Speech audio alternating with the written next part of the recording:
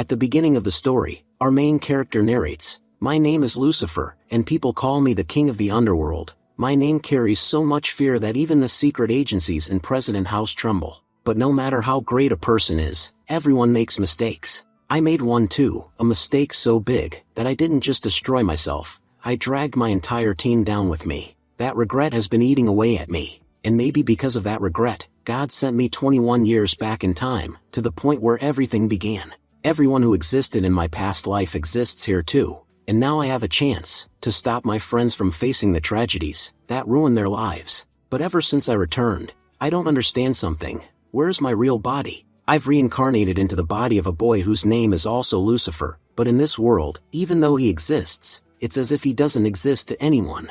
If everything in this world is the same, then where are my original body and my family? Now I have only two missions: save my people and find my real body. I thought this journey would be simple, but the dangers ahead are far beyond what anyone could imagine.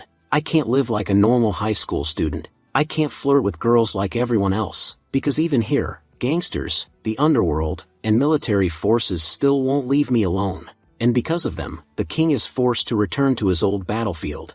The story begins by showing us a scene at the secret agency headquarters. We see James handing Max a coffee. James asks, "So, what's going on?" Max replies, "Everything's normal as always. But honestly, how many years are we supposed to keep doing this? It's been 3 years since I joined the office, and for 3 years I've been sitting in front of this same monitor." James says, "You got bored in just 3 years? I've been stuck here for 8. Our only job is to keep an eye on the man living on that boat. The President House gave strict orders. We must monitor him no matter what." Suddenly Max shouts, "Captain, look, the boat, it's moving." James panics. "Why is the boat moving?" Max calls immediately, "Boss, that boat, the one that never moves, it's active." After 8 years, we're seeing the red alert again. The moment the boat moves, headquarters and even the President House go into complete panic. Scene shift to City X coast. James arrives with an entire military unit. James calls out, "Lucifer,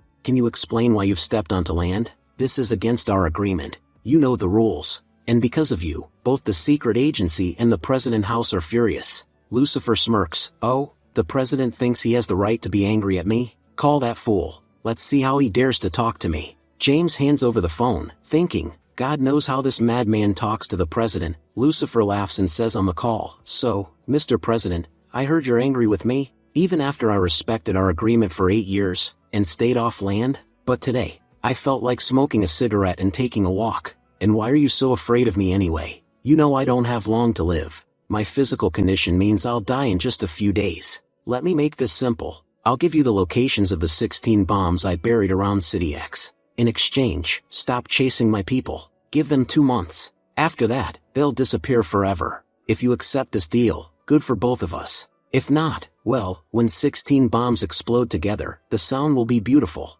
So tell me, President, are you interested?" A moment later, the call ends. Lucifer announces, he agreed. "Bring me a bottle of champagne. I want to celebrate." James yells, "You're a monster. You're playing with the lives of millions." Lucifer replies, "What exactly did I do to make you so angry?" James snaps, "I've been stuck in a cabin for 8 years because of you. I joined the secret agency of City X to do exciting missions, but instead, 400 elite agents are assigned just to watch you. You're a walking disaster, Lucifer." Lucifer scowls. "Don't call me Lucifer. I hate that name. Where I come from, people called me the Hell King, because no human or god could ever remove me from my throne."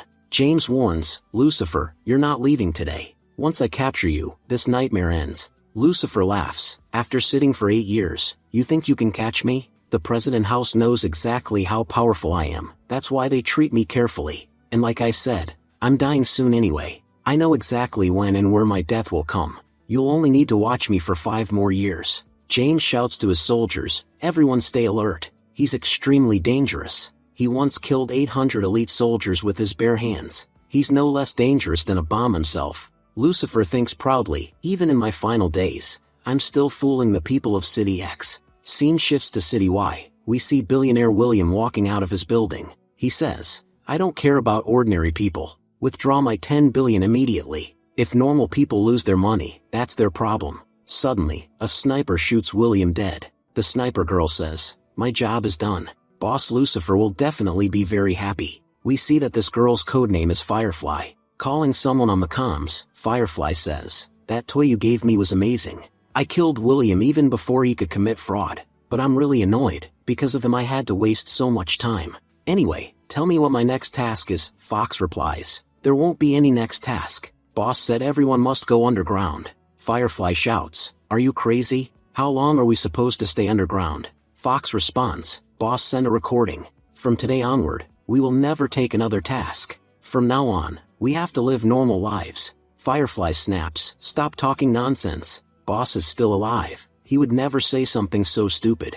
Fox says softly, "We all know Boss. If he said that, then we already know what must have happened to him." Firefly begins to cry. "So that means, Boss is at his end." Fox says, "Boss said he's going to hell alone. But we must live good lives, so that one day we may go to heaven." "Alright, Firefly, we will meet again in the next life." Firefly steps out of her car, trembling. She begins destroying all her equipment. Then, stabbing herself, she murmurs, "Without Lucifer, his team has no meaning." And just like that, the first member of Lucifer's group goes offline forever. Scene shifts to City Z. Inside a plane sits the second member of Lucifer's team, Hummingbird. Hummingbird says, "Boss said he's heading to hell. Fine then, wherever he goes, we will follow." She immediately crashes the plane deliberately. One by one, every member of Lucifer's group begins going offline. Crying, Fox says, "If everyone is gone, then it's time for me to go offline as well." Scene shifts to a high school classroom. We see Lucifer, thinking, "Where have I ended up?" The narrator explains, "Today's date, December 23rd, 2000. Lucifer has traveled 21 years back in time, and is now studying at Jingling City High School. Looking around, Lucifer thinks, this place doesn't look like hell at all. Looks like I really came back in time." The teacher yells, "Lucifer, what are you doing? Get out and stand in the hallway." Standing outside, Lucifer thinks, "This place is really strange. I never imagined I'd be thrown into a school full of teenagers in the past. God, is this punishment, or a reward?" Suddenly a student runs by shouting, "Look, a girl is falling from the building." Lucifer steps forward and says, "I'll catch her." But the girl ends up falling directly on top of him. Her name was Sun Mei. Later, both of them were in the principal's office. Looking at her, Lucifer thinks, "Good thing she only fell from the second floor. If it were any higher, I'd be reincarnated again." Principal Sun enters and asks, "Lucifer, are you alright? You didn't get hurt, did you?" Lucifer replies, "No, Sun Mei fell on me, but I'm fine. You could even say, I saved her." Principal Sun turns to his daughter, "Sun Mei, tell me, how did you fall from the building?" Sun Mei says, "I was standing on the railing, but suddenly my foot slipped, and I fell." "Dad, I swear it was an accident. I wasn't trying to commit suicide." Lucifer thinks, so this girl really is his daughter? Should I ask if she is adopted? Because they don't look related at all. Principal Sun says, "Lucifer, thank you so much for saving my daughter. If you're hurt or feel unwell, we can check you here." Lucifer says, "No, Principal, I'm completely fine.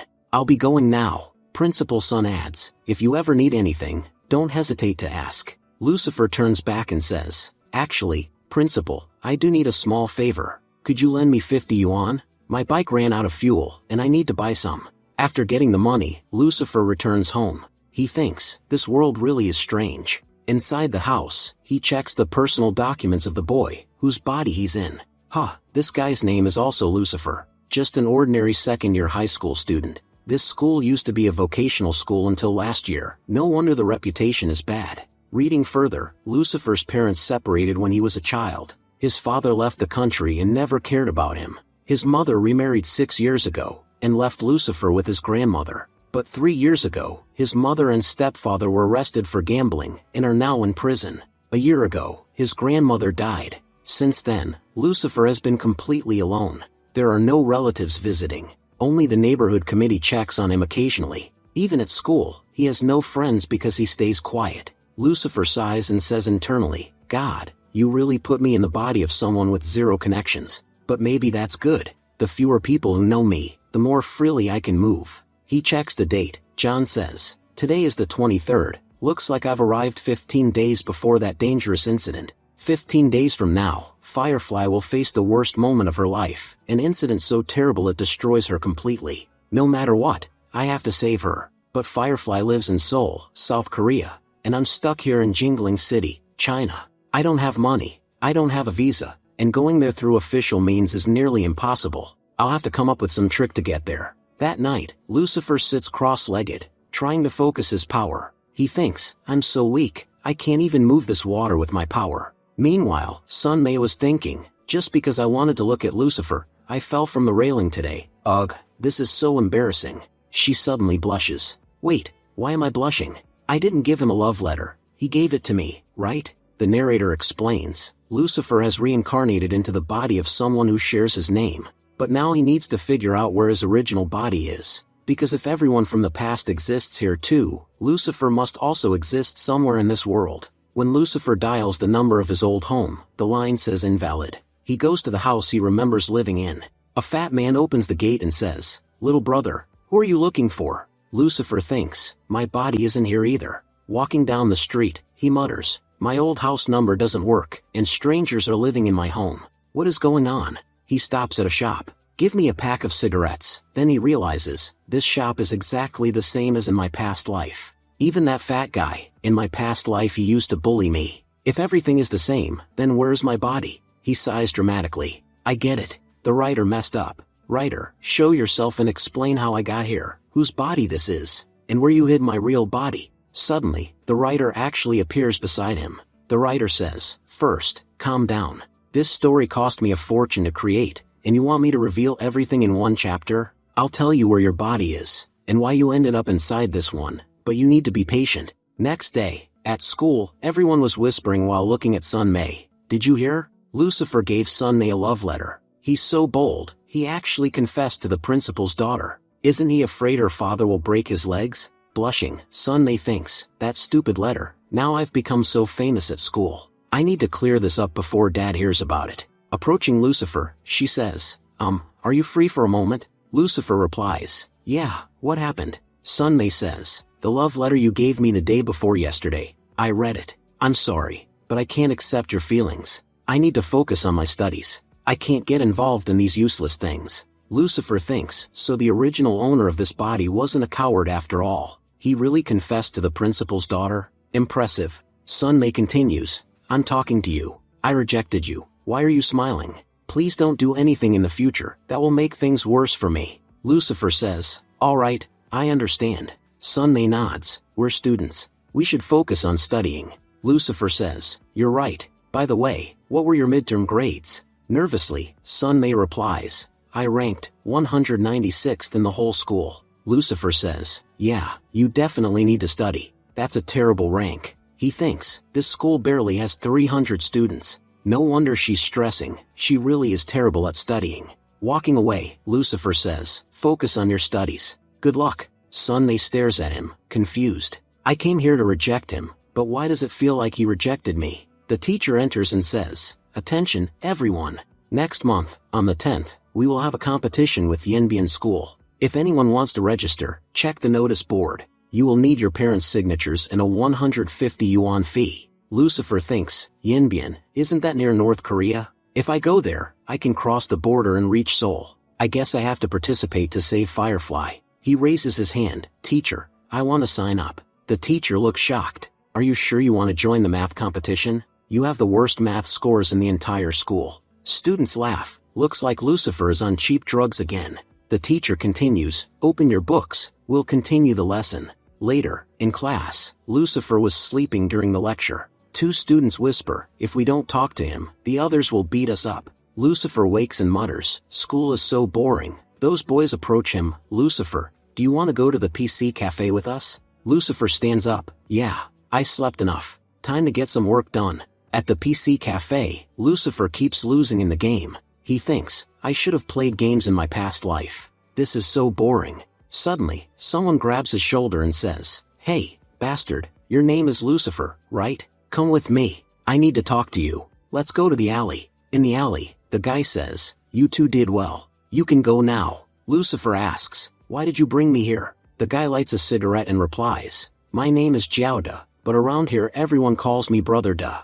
I heard you gave Sunmei a letter 2 days ago. Don't you know Sunmei is someone's girlfriend? Are you tired of living, giving her a love letter like that? Lucifer thinks, that cute girl, with this gangster? What has happened to girls' taste these days? Lucifer says, really? Sunmei's your girlfriend? Jiaoda replies, "Not yet, but she will be soon. Now you know what you need to do, right?" The other boys add, "Are you stupid? Brother Da is talking to you. You should answer him properly." Lucifer says, "I'm tired of answering with words. Now I'll answer all of you with my hands." He thinks, finally, a chance to use my fists. Scene shifts to Sunmei. Sunmei says, "Mom told me to deliver Dad's dinner." She then spots Lucifer sitting near some bicycles. She thinks, why is he sitting here? What is he doing? Lucifer mutters, "This isn't mine." Sunmei walks over and says, "Why are you messing with someone else's bicycle?" Lucifer answers, "Would you believe me if I said, I don't remember which bicycle is mine?" Sunmei snaps, "You think I'm an idiot?" Lucifer says, "Wait a second. I want to ask you something." Sunmei thinks, why do I feel so weird every time I get close to him? Lucifer continues, "Could you at least speak to me kindly? I know you're the principal's daughter. You have to maintain your reputation, act perfect in front of everyone, and you never talk to boys. But you don't need to act so cold with me. I'm still a human being." Sunmei replies, "If you don't want to talk to me, fine. But why are you giving me lectures?" Lucifer says, "That's not the right way to handle things. You're still young, you won't understand now. But when you grow up, you'll need to deal with matters smartly, not like this. And after I saved your life yesterday, is this really how you talk to me?" Sunmei says, "I fell from the second floor. Even if I fell, I wasn't going to die." Lucifer changes the subject. "I have a question. Do you know a guy named Jiaoda?" Sunmei replies, "Yes. He stopped me outside school twice. Dad chased him off both times. He's a thug. He keeps trying to follow me." Lucifer says, "Well, he won't follow you anymore. I've dealt with him quite thoroughly." Scene shift to Jiaoda in hospital. Jiaoda lies bruised and bandaged, shouting, "That bastard Lucifer, he's a monster." Back to Lucifer and Sunmei. Lucifer says, "Look, I helped you a lot. Now I need you to help me. Do you know about the Enbian competition?" Sunmei asks, "Why are you asking about that? And stop touching other people's bicycles. That one on the side, that's yours." Lucifer asks, surprised, "How do you even know which one is mine? We aren't even in the same class." Sunmei replies, flustered, "I just happened to see it once." Lucifer smirks, "Oh, so are you following me?" Sunmei turns red, "Stop talking nonsense. Answer my question. Why do you care about the competition?" Lucifer says, "I want to participate, but I'm not qualified." Sunmei asks, "You want to go to Yenbian too?" Lucifer replies, "I really love snow. I want to see the snow in Yenbian. Since your father is the principal, I'm sure you have ways to help me join." Sunmei thinks, he was talking so seriously earlier, but now he's talking like he came just to see snow? Lucifer thinks, I don't know if it's this body's influence or something else, but this girl is really cute. Still, I need to behave. I'm not a child. Suddenly Lucifer's stomach growls loudly. Sunmei asks, "Did you not eat?" Lucifer replies, "I don't have any money for food." Sunmei says, "I know about your family situation. I know how hard it must be living alone. And I'm not judging you. I genuinely want to help. If you need financial support, I can ask Dad to get you government assistance. Please don't be offended." Lucifer says, "I suspected it at first, but now I'm sure you do follow me." Sunmei gasps, "No, I just heard things about you." Lucifer notices the food box in her hand. "What's that?" Sunmei replies, "My dad's dinner." Lucifer looks at it with sparkling eyes. Later, Lucifer, happily eating the chicken, says, "This is amazing, so delicious." Meanwhile, Principal Sun wonders, why is there only one chicken leg today? Aren't there usually two? At home, Lucifer trains intensely. He thinks, the best way right now is to strengthen my body. Seoul is 1,800 kilometers from here, and there's a military zone between Yenbian and Seoul. To cross it, I need to be much stronger. Next day, at school, Lucifer arrives at the education department. He thinks, Mr. Liu isn't part of the teaching staff. He was sent here by an education company.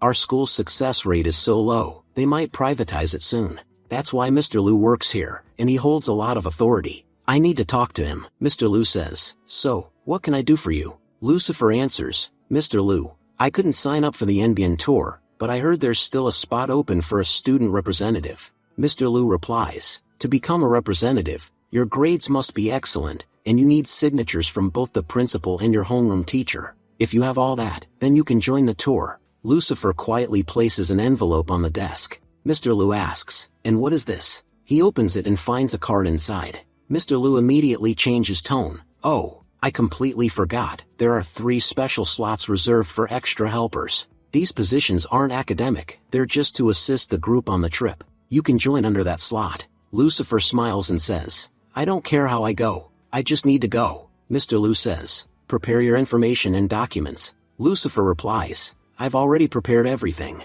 Mr. Lu continues, this afternoon, the names of all students joining the tour will be posted on the notice board. Don't worry, your name will be there. As Lucifer leaves, Mr. Lu thinks, this kid, at his age he already knows how to give gifts. He's definitely not simple. Scene shift to Sun Mei, walking home. Sun Mei thinks, I failed the test again. I only got 45 points, but I needed 50. Next time I'll score at least 60, though even that's just average. Nothing special. Suddenly a student announces, the list of students going to Yanbian is posted. Everyone rushes to check their names, cheering excitedly. Sun Mei thinks, did Lucifer make the list? She looks. Yes, unbelievable. His name is actually on the list. Later at home, Sun Mei says, Dad, I want to participate in the Yanbian competition too. Principal Sun replies, I thought you weren't interested at all. Why are you suddenly so eager? Besides, all the spots are already taken. Sun Mei insists, I don't care. I have to go. Principal Sun mutters, you're behaving strangely these days. January 3rd, 2001, at train station, Sun Mei waits at the station. Where's the school team? Why aren't they here yet? A teacher says, all extra students should help carry the luggage for the group. Sun Mei waves excitedly, Lucifer, I'm here. Lucifer walks over to pick up her luggage, but Principal Sun steps between them and says, I'll carry my daughter's luggage. Lucifer says politely, Principal Sun, you're here too. On the train, John asks, Sun Mei, how did you join the group? Your name wasn't on the announcement. She replies, I just wanted to come. It shouldn't matter to you. I want to see the snow too. Principal Sun thinks, how did this brat get close to my daughter? I regret not leading the team myself. I just hope she stays safe around him. The train begins its long journey. Mr. Lu says, Lucifer, get me a bottle of water, and put my bag properly in the rack. There's a camera inside, be careful. But Lucifer ignores him. Mr. Lu repeats, Lucifer, I'm talking to you. Lucifer replies, Mr. Lu, let me be clear, I came on this trip, not to be your personal servant, so don't order me around. Mr. Lu snaps, you do realize you're here as extra staff, right? Extra staff means extra work. John says calmly, I bribed you for this slot, and after paying you, I'm not doing your chores. I'll do whatever I want. You can't tell me anything. Mr. Lu glares, you're acting awfully bold for a kid. Lucifer offers him a cigarette and says, Mr. Lu, don't be angry. Here, smoke this. Let your anger float away. Mr. Lu takes a puff and shouts, this is fake. You tricked me again. Later, they arrived at Yanbian. Sun Mei thinks, what's happening to me lately? Because of this idiot, I joined this entire trip. Lucifer walks up and picks her bag again. He says, you relax and drink some coke. I'll do the extra work here. Then Lucifer goes to Mr. Lu. Mr. Lu yells, are you planning to disappear for 4 days? This is a study tour, not your personal vacation. If you wander off alone and something happens, who will take responsibility? Do you want me to get into trouble for no reason? Lucifer pulls out a recording, the recording of Mr. Lu taking a bribe. Mr. Lu freezes, you little brat. You trapped me. Don't mess with me. It won't end well for you. I'm not afraid of you. In fact, I'm furious. Believe me, I'll report you, and you'll be sent straight home. He then mutters, fine, take 200 yuan, travel safely, and don't make mistakes. But then he suddenly stops and asks, wait, why am I giving you money? Why am I letting you go? I could just beat you. Yeah, that's a better plan. I'll beat you, and then you won't go anywhere. Lucifer replies, you're the age of my uncle. Why are you suddenly trying to act like Bruce Lee? Within moments, Lucifer easily defeats Mr. Lu. Mr. Lu trembles, let me go. I know I was wrong. Lucifer says, Mr. Lu, you caused unnecessary trouble. I told you I'm leaving today. Covering for me will be easy for you. I'm going, and no one should know I left. 36 hours later, Lucifer stands at the border of North Korea and South Korea, ready for the next step of his mission. Lucifer thinks, once I cross this area, I'll reach Seoul, but getting through this place is extremely difficult. The temperature here is minus 30 degrees Celsius. Despite all the obstacles, Lucifer continues moving forward. Suddenly, a soldier appears in front of him. The soldier says, you're an intruder, but Lucifer stands up straight and knocks the man out instantly. He drags the unconscious soldier's body to the side. At the lighthouse, guards talk. I think there was some movement. The second guard says, it must have been a bird. If it were a human, we'd have seen it in the searchlight. Cutting through the border fence, Lucifer thinks, this untrained body is really weak. When I get home, I must train again so I can become stronger. He eats a chocolate bar and thinks, I need calories so I can keep moving, and spot the mines clearly on this field. For most people, crossing a minefield is extremely dangerous. But for Lucifer, this is easy. In my past life, I crossed so many minefields I lost count. Stepping carefully, Lucifer says, just 30 meters more, then I'll be past the minefield. But then he loses balance. His foot lands directly on a mine. Lucifer thinks quickly, I've applied 3 kilos of pressure on this mine. If it explodes, the blast radius will be about 2 meters. If I lift my knee even slightly, it'll blow up violently. He whispers, I need to keep constant pressure and free my body at the same time. He starts tying down the mine's trigger cap. After several minutes of careful work, Lucifer thinks, good, now I just need to disable the safety pin. Scene shifts to the competition. Sunmay thinks, why did I follow Lucifer here? It's been 2 days since I last saw him. He was in the same group, so where did he disappear to? Meanwhile, Lucifer was still working on the mine. He thinks, I've removed the safety pin, and replaced it with a pencil lead. And because I'm using my clothes as added weight, my body weight isn't directly on the mine. Suddenly, he hears footsteps approaching. Lucifer mutters, God, I've only been reincarnated for a few days. Why are you already trying to kill me? He jumps sideways off the mine just in time. No one's here. Good. He leaps again and lands inside a bunker. This place looks safe, at least there are no mines here. But 2 officers enter the same bunker. One officer shouts, there, an intruder. Catch him. Lucifer charges forward and kills one of them instantly. He throws a knife at the second officer. 1 down, 1 more to go. The remaining officer says, I'm not that easy to kill. I'll finish you. Lucifer replies, you're pretending to be powerful. He attacks and kills him too. Lucifer says, at least I'll get some clothes out of this. He puts on their uniform, and finally crosses the border safely. Lucifer thinks, today is January 6th, 2001. The dangerous incident with Firefly will happen soon. I must save her somehow. He takes a taxi and says, take me to a Bujong. He reflects, my story with Firefly began with a mission. That's when we are shown a flashback of Lucifer's past life. Lucifer once received a mission to assassinate a businessman in Seoul, named Haju. Killing him carried a reward of 50 million.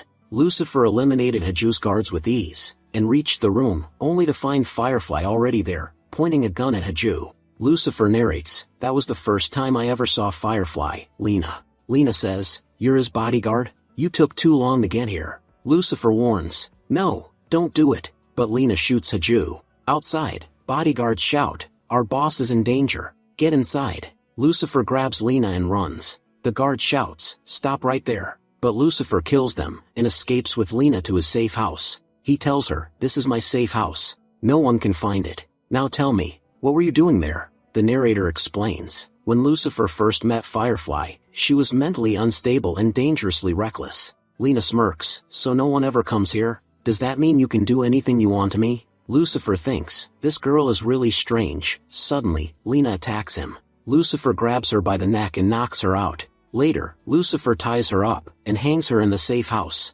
Don't scream, your voice is extremely irritating. The next day, Lucifer unties her. He says, are you crazy? You were tied up all night, and still won't calm down? Lena asks, why did you save me? Just because I'm pretty? I know what you really want from me. Lucifer replies, you're just a scared kid, who tries to look fearless in front of others. Lena said, I saw you yesterday. You're incredibly strong, you killed a lot of skilled bodyguards in one go. Lucifer replied, well, I don't like bragging, but there are very few people in this world, who can match me. If you mention the name Lucifer in the underground world, everyone trembles. Lena then knelt down and said, sir, please help me. I want revenge. I need to kill those people. I'll do anything you say. I can give my life. I can even give up my body. Just please help me get my revenge. Lucifer narrated, and so, I trained Lena for 2 years, so she could take her revenge successfully. After 2 years, Lena had become strong enough to do it. And she did. Crying, Lena said, Dad, Mom, Brother, I miss you all so much. But wherever you are, I hope you can rest peacefully now, because I've killed the people who took your lives. Lucifer walked toward her and said, you did well. Lucifer continued narrating, after she took her revenge, Lena finally told me what really happened to her on January 6, 2001, and why she became obsessed with revenge. Lifting her up, Lucifer said, "Get up. You still have training to do. Although, this is the first time I've seen someone cry while sleeping." Lena held his sleeve and said, "Can you sit with me for a little while? I'm scared that if I wake up in the middle of the night, I might shoot myself," Lucifer said. "You're carrying a lot of pain inside you. Tell me, what's your story?" Lena said, "This is the first time I'm telling my story to anyone.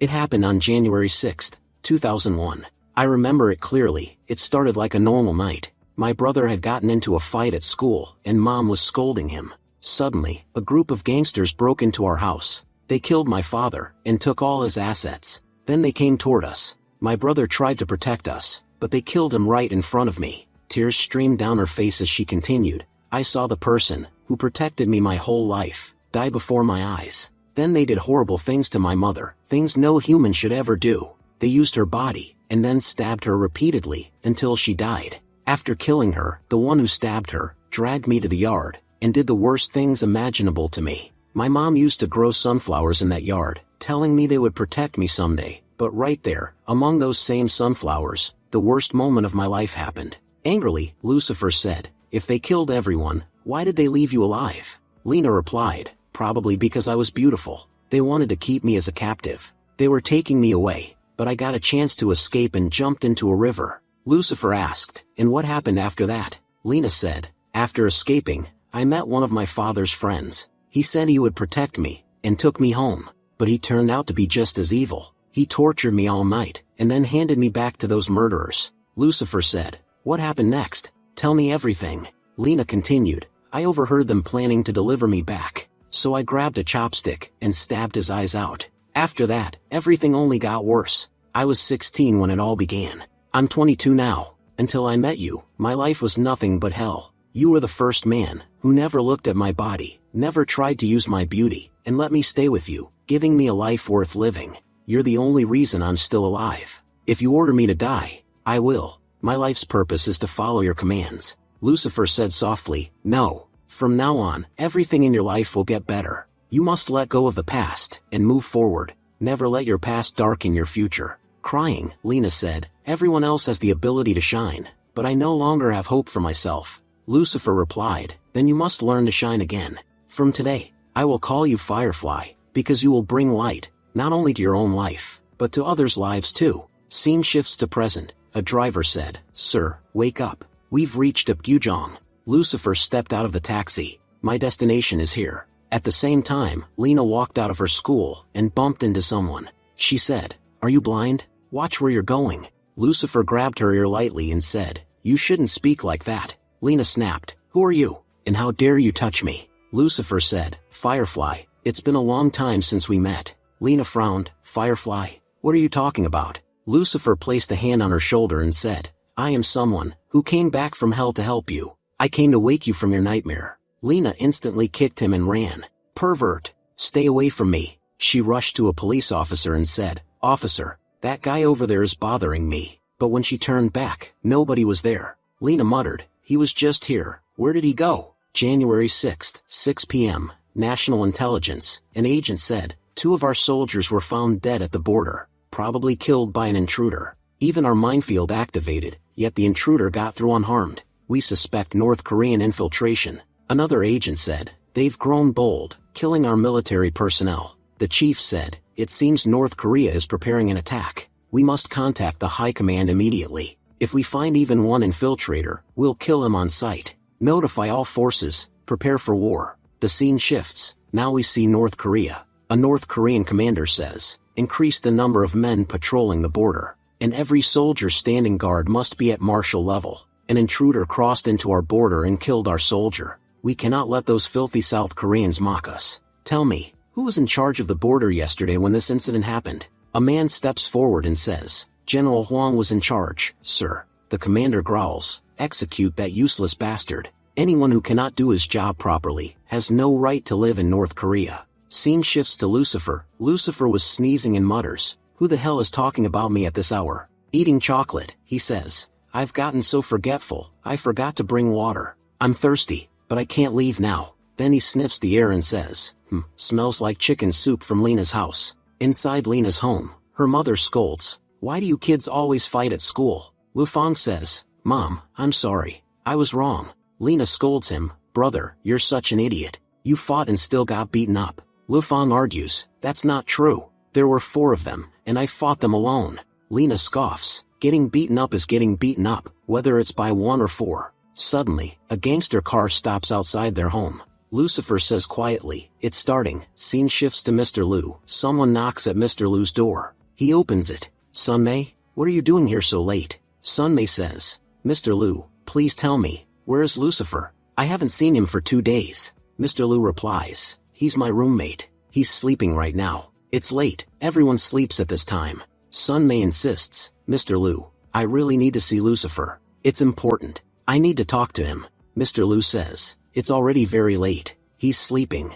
How exactly do you plan to talk to him? Sunmei pleads. No, Mr. Liu, it's really urgent. Mr. Liu sighs, and calls the principal. When the principal answers, Mr. Liu says, hello, Principal Sunday. Everything is fine here. And actually, something quite interesting happened. Sunmei whispers desperately, please don't tell my dad I came here at this hour. I'm leaving. Don't tell him anything. Mr. Liu laughs awkwardly and says into the phone, no, Principal Sun, your daughter is peacefully sleeping in her room. I assure you, apart from studying, she's good at everything else. After hanging up, Mr. Liu closes the door and mutters while crying, this job is too hard. I took a bribe for the first time in my life, and from a troublesome kid like him. Now he's the one giving me stress. Scene shifts inside Lena's house. Gangsters break into the house. Lufang and his mother panic. Who are these people? Lufang steps forward and shouts, how did you get into our house? Who are you? A gangster kicks him aside. Move out of our way, kid. Just then, Haju, Young and Tae enter the house. Seeing Haju, Lucifer mutters, that's the same bastard I received $50 million for. Lena killed him right in front of me. The narrator explains, the destruction of the Lee family began because of these 3 men. Haju and Lena's father had started a shipping company together. By the year 2000, the company had grown huge. That same year, 2 brothers, Tae and Young, loan sharks by profession, approached Haju and demanded partnership. Haju didn't mind working with them, but Lena's father refused because they were criminals. But Haju betrayed his partner. He joined hands with the loan sharks and killed Lena's father. They dumped his body into the river. Present scene, in Lena's house, Haju kicks Lufang violently. Tae grins, tonight I'm going to enjoy this girl. Lucifer thinks, the time is coming. I need to act soon. Tae says, that bastard Lee Dong was a fool. Sure, my brother and I always dealt in shady business, but we only wanted a fair partnership. Now we'll take revenge by using his daughter. Lucifer's thoughts race. I need to do something fast, before they harm Lena. Suddenly, an alarm rings through the house. Tae says, everyone stay here. I'll check the noise. He opens the window and looks outside. A fire truck? What terrible timing, Young says. We should change locations. If the firefighters see all these cars, they'll know something is wrong. If the police come, everything is ruined. They forcibly take Lena, her brother, and her mother away. Lucifer thinks, good. There's an empty house nearby. I activated its fire alarm, so the fire brigade would come quickly. Now I need to work carefully. Lena said these 3 men killed her father. Thinking about him won't help now. At this point, my job is to save Lena, her mother, and her brother. Fighting inside the house was too risky. If even one gangster escaped, there would be trouble later. But now, they'll take them to an abandoned factory. That's where I can finish all of them easily. Lucifer takes the car belonging to Lena's father and begins following them. Inside the moving vehicle, Haju mutters, Lee Dong, I feel so good today. You always scolded me, always treated me like a dog. You said I ruined the company's reputation. You were always better than me in everything. Even though we were business partners, no one respected me. Everyone called you the boss. And the woman I loved married you. I told you I loved her, but you didn't care. You married her, and even had 2 beautiful children. Every time I saw your happy family, my blood boiled. It felt like everything that should have been mine ended up with you. Young says, Brother Haju, you already killed Lee Dong. Isn't that enough? His wife is yours tonight anyway. Once we reach the factory, you can torture them as much as you want. Haju snarls, I will torture his wife and daughter the most. When that bastard sees their suffering from hell, he'll understand what it feels like to betray me. Scene shifts inside the abandoned factory. Lena's mother pleads, Haju, please let my family go. You and Dong were friends for years. For the sake of that friendship, please let us go. Haju spits, friend? Lee Dong was my greatest enemy. I killed him, and now it's your family's turn. Lena's mother cries, please don't do this, but Haju uses a whip and attacks them mercilessly. Lena's mother tries to shield her children. Haju, why are you doing this? We never wronged you. Why so much hatred? Lu Fang yells, you bastard. How dare you attack my mom? I won't let you live. He grabs Haju, but Haju punches him away easily. The other men surround Lu Fang and begin beating him brutally. Lena, crying, says, if this is a nightmare, someone please wake me up. Suddenly, she remembers what Lucifer once told her, I came from hell, to wake you from your nightmare. At that moment, Lucifer arrives and begins honking the car horn loudly. Tae and Young look around nervously. Who the hell showed up now? Seeing the car, Lena whispers, that's my dad's car. Lucifer steps out and says, I can tell you this, your car is completely ruined. The clutch doesn't work, the brakes don't work. These people worked really hard to kill your family. They even sabotaged the brakes, so none of you could escape. Lena, crying, thinks, is he here to save me? Lucifer says, Firefly, we meet again. Lena realizes, he really did come to save me. Tae yells, boy, who the hell are you? And how dare you come here? Young says, there's no time to talk. Kill him quickly. He saw everything. One man charges forward, attacking Lucifer, but Lucifer dodges instantly and delivers a deadly kick. With just one kick, the man's neck snaps. Young, shocked, whispers, he looks so young. How can he be this strong? Everyone attack at once. Kill him. The bodyguards rush in. Whatever, he's just a kid. What can he do to us? But within moments, Lucifer kills all of them effortlessly. Young trembles. It doesn't look like a child is fighting. It looks like a monster. Within minutes, Lucifer has killed every man except the leaders. Young shouts, Tae, go, kill him. Haju encourages him, yes, Tae, you can defeat him. Before joining us, you were in a special unit. You must remember your skills. Holding his dagger, Tae smirks, right. They used to call me the Dagger King. Killing this kid will be easy. Lucifer says calmly, let me remind you, you are only the second person in this world who has dared to show me a knife. Do you know what happened to the person who showed me a knife last time? Tae growls, I don't care. I'm going to kill you today. He slashes at Lucifer's throat, but Lucifer dodges without effort. Tae steps back, sweating. Unbelievable, your skills are incredible for your age. You can dodge every attack. He keeps attacking, but nothing touches Lucifer. Lucifer says, your skills are pathetic. Who even recruited you into a special unit? Tae yells, stop talking nonsense. He attacks again, but Lucifer punches his hand, disarms him, grabs the dagger, and slashes Tae's throat. Tae collapses, dead. Lucifer says, that's one more gone. Who's next? Haju panics. Tae is dead. I need to run. Lucifer says, running? In front of the greatest assassin in the world? What a joke. He throws his bag at Haju. The impact kills him instantly. Young freezes in shock. This kid's bag was filled with bricks. Lucifer says, what did you expect? Books? All your men are dead. You're the only one left. Young grabs Lena and holds her hostage. Don't come near me. I'll kill her. I know you came here for this girl. If you don't let me go, I won't hesitate to kill her. Lucifer says calmly to Lena, are you scared? You don't need to fear anything while I'm here. No one can hurt you. There's a technique I recently practiced. I'm not perfect at it yet, but I guess I'll have to use it now. Lucifer focuses intensely. Young suddenly feels his body freeze. What? What's happening to me? My body, it's completely paralyzed. I can't even move my hand. Lucifer walks toward him slowly. You are the third person who dared to show me a knife in this world. He kills Young as well. Lucifer says, your nightmare ends here. Are you still afraid? You don't need to be scared. I came here to save you. 6 hours later, at Lena's house, Lena wakes up startled. This is my home. Lucifer says, finally, you're awake. You fainted on the spot from fear. While drinking chicken soup, Lucifer says, tell your mom the soup was amazing. Also, can you give me my jacket back? When you fainted, I thought you'd get cold, so I put it on you. When Lucifer tries to retrieve his jacket, Lena clings to it, refusing to give it back. Lucifer sighs, Firefly, the jacket is mine. You have to return it. Lena finally lets go, and Lucifer puts it in his bag. He says, I heated the soup again. Eat if you're hungry. Because of yesterday's attack, your brother was injured. Your mom gave him medicine. He's sleeping now.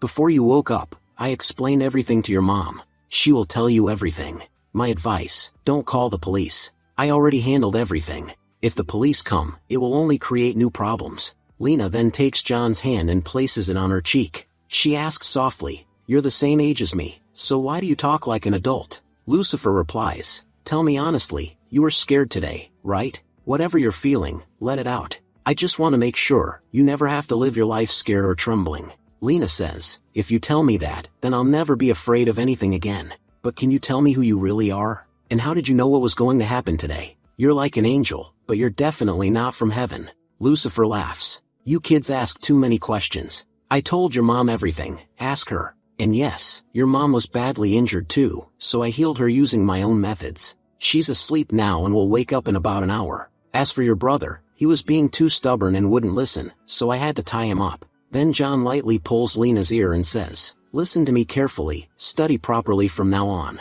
and never use bad words for anyone. There's no need for you to grow up too fast. Don't ever get tattoos, they don't look good on children. And don't start drinking or smoking either, those habits will ruin you. Lena answers, I remember everything you said. I'll do it all, but please tell me, what is your name? Lucifer replies, when the time is right, you'll know who I am, and what my name is. Lena asks, are you leaving now? Lucifer says, I told you, I don't have much time. I have to go. Lena pleads, at least tell me, are you human, or a god? Lucifer answers, the only one I respect is the Hell King. I don't trust any god. Suddenly, Lucifer's suitcase starts shaking. He kicks it and shouts, have you lost your mind? If you move again, I'll keep kicking you. Lena asks, what's inside the suitcase? Lucifer answers, your father's killer, Haju. He's in here. He was useful to me, so I kept him alive. Okay, I'm leaving now. But Lena grabs his hand and says, will I ever see you again in my life? Lucifer asks, do you like fireflies? Lena smiles faintly. Yes, I love them. My brother always catches them for me. Lucifer touches her forehead, making her faint, and whispers, never cage a firefly. A trapped life is a terrible life. Later, Lena wakes up crying, please, don't go. She looks around. He's gone. She remembers the instructions he gave her. He told me to do some things. I should make a list. While writing, she thinks, how can I find him? He told me almost nothing about himself, except that he follows the Hell King, and his t-shirt had Chinese writing on it. She remembers, there's a Chinese dictionary in my brother's room. I'll check whether that writing was Chinese. When Lena enters her brother's room, she says, oh, his shirt said Jingling District. Then she notices her brother hanging out the window. Li Fong screams, please someone save me. That crazy guy tied me up here and left. Scene shifts to Haju's house. Lucifer opens the suitcase and says, it's time for you to come out. Haju trembles. Who are you? No human packs someone into a suitcase like this. Lucifer drags him out. You don't think I'm human? Fine. I'll show you what being a monster really is. But first, open this safe for me. Haju says, I won't do it for free. Promise you'll let me go. Lucifer replies, I won't let you go, but I can give you a painless death. Haju screams, what kind of nonsense is that? Death is death. How can it be painless? Lucifer says, your clothes are dirty. I'll give you one chance. Pick your best outfit. After you die, your photo will look great. Everyone will say you died dressed nicely. Haju bangs his head on the floor, begging, please let me go. I'll give you money, more than you can imagine. I'll give you everything I have. Lucifer answers, first, give me the safe password. Haju gives it reluctantly. There's a notebook inside. Please don't touch it. Lucifer ignores him and starts bagging the cash. I don't care about your diary. I only want your money. He notices a photo and asks, that boat, does it belong to you? How fast can it go? Haju replies, it has a top speed of 30 kilometers per hour. Lucifer says, fine. I'll let you live for now, but I want that boat. Haju agrees immediately, no problem. Take it, just spare me. Lucifer nods. Deal. Where is the boat? They go to the dock. Lucifer also brings a bald man onto the boat. The bald man shouts, you must be mistaken. Why did you bring me here? Haju thinks, this bastard tricked me. Lucifer says calmly, I make no mistakes. Your name is Young-won, right? In your previous life, your best friend's daughter came to you for help, and instead of helping her, you did horrible things to her. Now I'm going to punish you for that. The bald man shouts, are you crazy? What previous life are you talking about? I've never done anything wrong. Lucifer replies, you'll understand after you reach hell. You'll remember exactly what you did. Saying this, Lucifer ties both Haju and the bald man together with a rope, and throws them into the water. Lucifer says, once they reach hell, who will judge them? I'm the king of hell, after all. Suddenly, Lucifer's nose begins to bleed. Lucifer thinks, I used my powers without checking my body's limits. Overusing power is causing dangerous side effects. For the next few days, I need to control myself. Scene shifts to school auditorium. A staff member announces, today is our final event. All students and teachers who came from Jingling must be present. Sunmei thinks, everyone must be here today, but Lucifer still hasn't shown up. Where is he? I haven't seen him for the last 4 days. Scene shifts to Mr. Liu. Mr. Liu mutters nervously, if any student is absent, the teacher gets punished. I must have been crazy to take money from Lucifer. That kid tricked me and disappeared. If he doesn't show up soon, I'm done for. Just then, Director Feng, head of the exchange program, approaches. Director Feng says, Mr. Liu, you said the student named Lucifer would arrive soon. Why is he still not here? It's already been 30 minutes. You know that no student should be absent today. Mr. Liu says, he must have gone to a nearby PC cafe. You know how kids are these days. They get lost in games and forget the time. Mr. Liu thinks anxiously. Director Feng is already suspicious of Lucifer. If Lucifer doesn't appear within an hour, I'm completely finished. Director Feng says, the event starts in 30 minutes. I'll gather some teachers to search for him. You also search properly. Nothing must happen to that boy. If something goes wrong, I'll hold you responsible. Mr. Liu nods. Yes, Director Feng. Don't worry, I'll find him soon. As Feng walks away, Mr. Liu mutters angrily, this man became director and thinks he's a king, scolding me like this. If I weren't at fault, I'd never listen to him. Lucifer, where the hell did you go? If you don't show up now, I'll lose my job forever. Half an hour later, Director Feng gathers the team. He says, Lucifer still hasn't returned.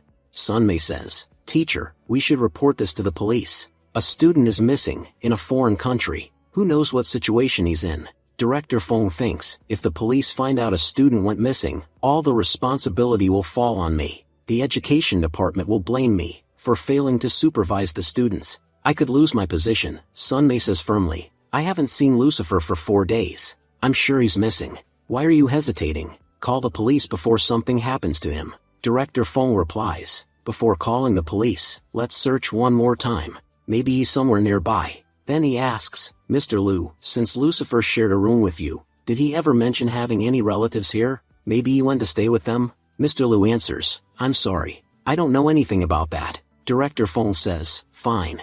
Then where are his belongings? Mr. Liu replies, in his room, sir. Director Feng says, good. Let's go check his room. Maybe we'll find a clue. They arrive outside Lucifer's room. Mr. Liu is trembling inside. It's all over for me. Director Feng snaps, why are you wasting time? Open the door. Just then, the door slowly opens. Mr. Liu cries in relief, oh thank God, you're back. Sunmei sees him and gasps, Lucifer, why aren't you wearing any clothes? Director Feng demands, Lucifer, tell me where you disappeared to. Lucifer answers calmly, I went to a PC cafe for a while. I lost track of time while playing games. Please forgive me. Director Feng shouts, you have no discipline. This is a foreign country. You can't do whatever you want. How can a student behave like this? When you return to school, your class teacher will punish you. You will write a full report and read it in front of your entire class. As Lucifer stares intensely at Mr. Liu quickly steps forward and says, Director Feng,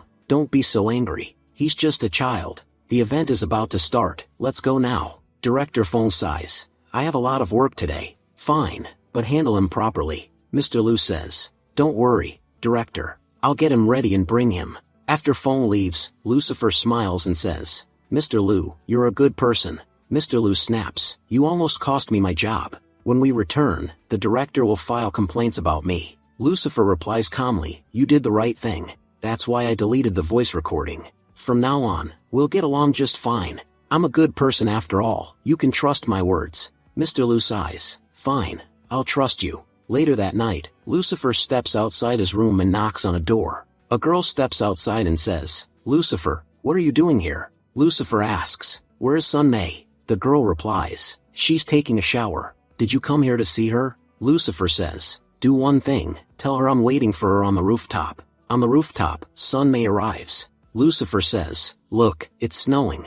I told you, I only came here to watch the snow. Then he calls her closer and hands her a can of Coke. Sunmei says, if I drink this so late at night, I'll get fat. Lucifer replies, it's fine. You can gain a little weight. As she drinks the Coke, she thinks, this guy is so strange. He got scolded so badly this morning by the director, yet he looks so happy right now. Lucifer says, you know, I'm in a really good mood today. Sunmei asks, how can you be in a good mood after being yelled at? Lucifer answers, because today I finally did something I've wanted to do for a long time. Sunmei says, so you really love watching snow? I thought that was just a normal wish. Lucifer says, I've always heard people say they have many regrets in life. Maybe I did too, but in this life, I don't want to leave behind a single regret. I want to live a life with no regrets, and I'll do whatever it takes to achieve that. Sunmei thinks, wow, Lucifer is actually really cool. Lucifer steps closer and says, can you do something for me? Sunmei replies, what is it? Meanwhile she wonders nervously, what is he going to ask? If he wants to hold hands, fine. But he better not ask for a kiss. At most, maybe a kiss on the cheek, nothing more. Lucifer says, do you know how to write a report? Director Fong told me to write one. Could you please write it for me? Sunmei asks, what kind of report? Scene shifts to Principal Sun's office. Principal Sun mutters angrily, I can't believe that brat has captured my daughter's heart. Just one school trip to Yanbian, and he's stolen her away. I need to find out what's going on between Sunmei and Lucifer. Then we see a flashback from the previous day. Sunmei steps off a train and slips, but Lucifer catches her just in time. At that moment, Principal Sun arrives. Sunmei says, Dad, you said you wouldn't come to pick me up. Scene shifts to present. Principal Sun says to himself, there's no way I'm letting that boy date my daughter. I must stop him. He walks into Lucifer's classroom. All the students whisper, Principal Sun never leaves his office. Someone must have done something really serious. I hope he leaves soon. We can't even breathe peacefully when he's around. Lucifer was sleeping peacefully in the back. He opens his eyes and says, there was a calm atmosphere here a moment ago. Why does it suddenly feel dangerous? He looks up and sees Principal Sun. Lucifer thinks, what is this old man doing here? Principal Sun announces, students, I have something to tell you. Your class teacher, Mr. Wu, slipped on the snow last night and got injured. Until he returns, I will teach your class. For the next 5 days, you will have tests. I will check how much of your coursework you actually know. Anyone who fails will clean the snow in the schoolyard. Lucifer thinks, why does it feel like he's aiming this announcement directly at me? After school, Lucifer was outside, shoveling snow. He thinks, I knew it. This old man came to target me. He has a lot of authority in this school. I should avoid offending him. Sunmei arrives and says, Lucifer, what are you doing? Lucifer replies, I failed the test, so I'm cleaning snow. But what are you doing here? Sunmei says, you must be thirsty. Here, drink some water. And how long will you keep cleaning like this? I had nothing else to do, so I'll help you. Watching them, Principal Sun cries dramatically, why do I feel like everything is going wrong for me? What does my daughter see in this boy? Next day, Principal Sun says again, Lucifer, you must clean the yard. Lucifer responds, Principal Sun, you can't send me today. I passed the test. Principal Sun snaps, you cheated. I saw you cheating. So you must clean the yard.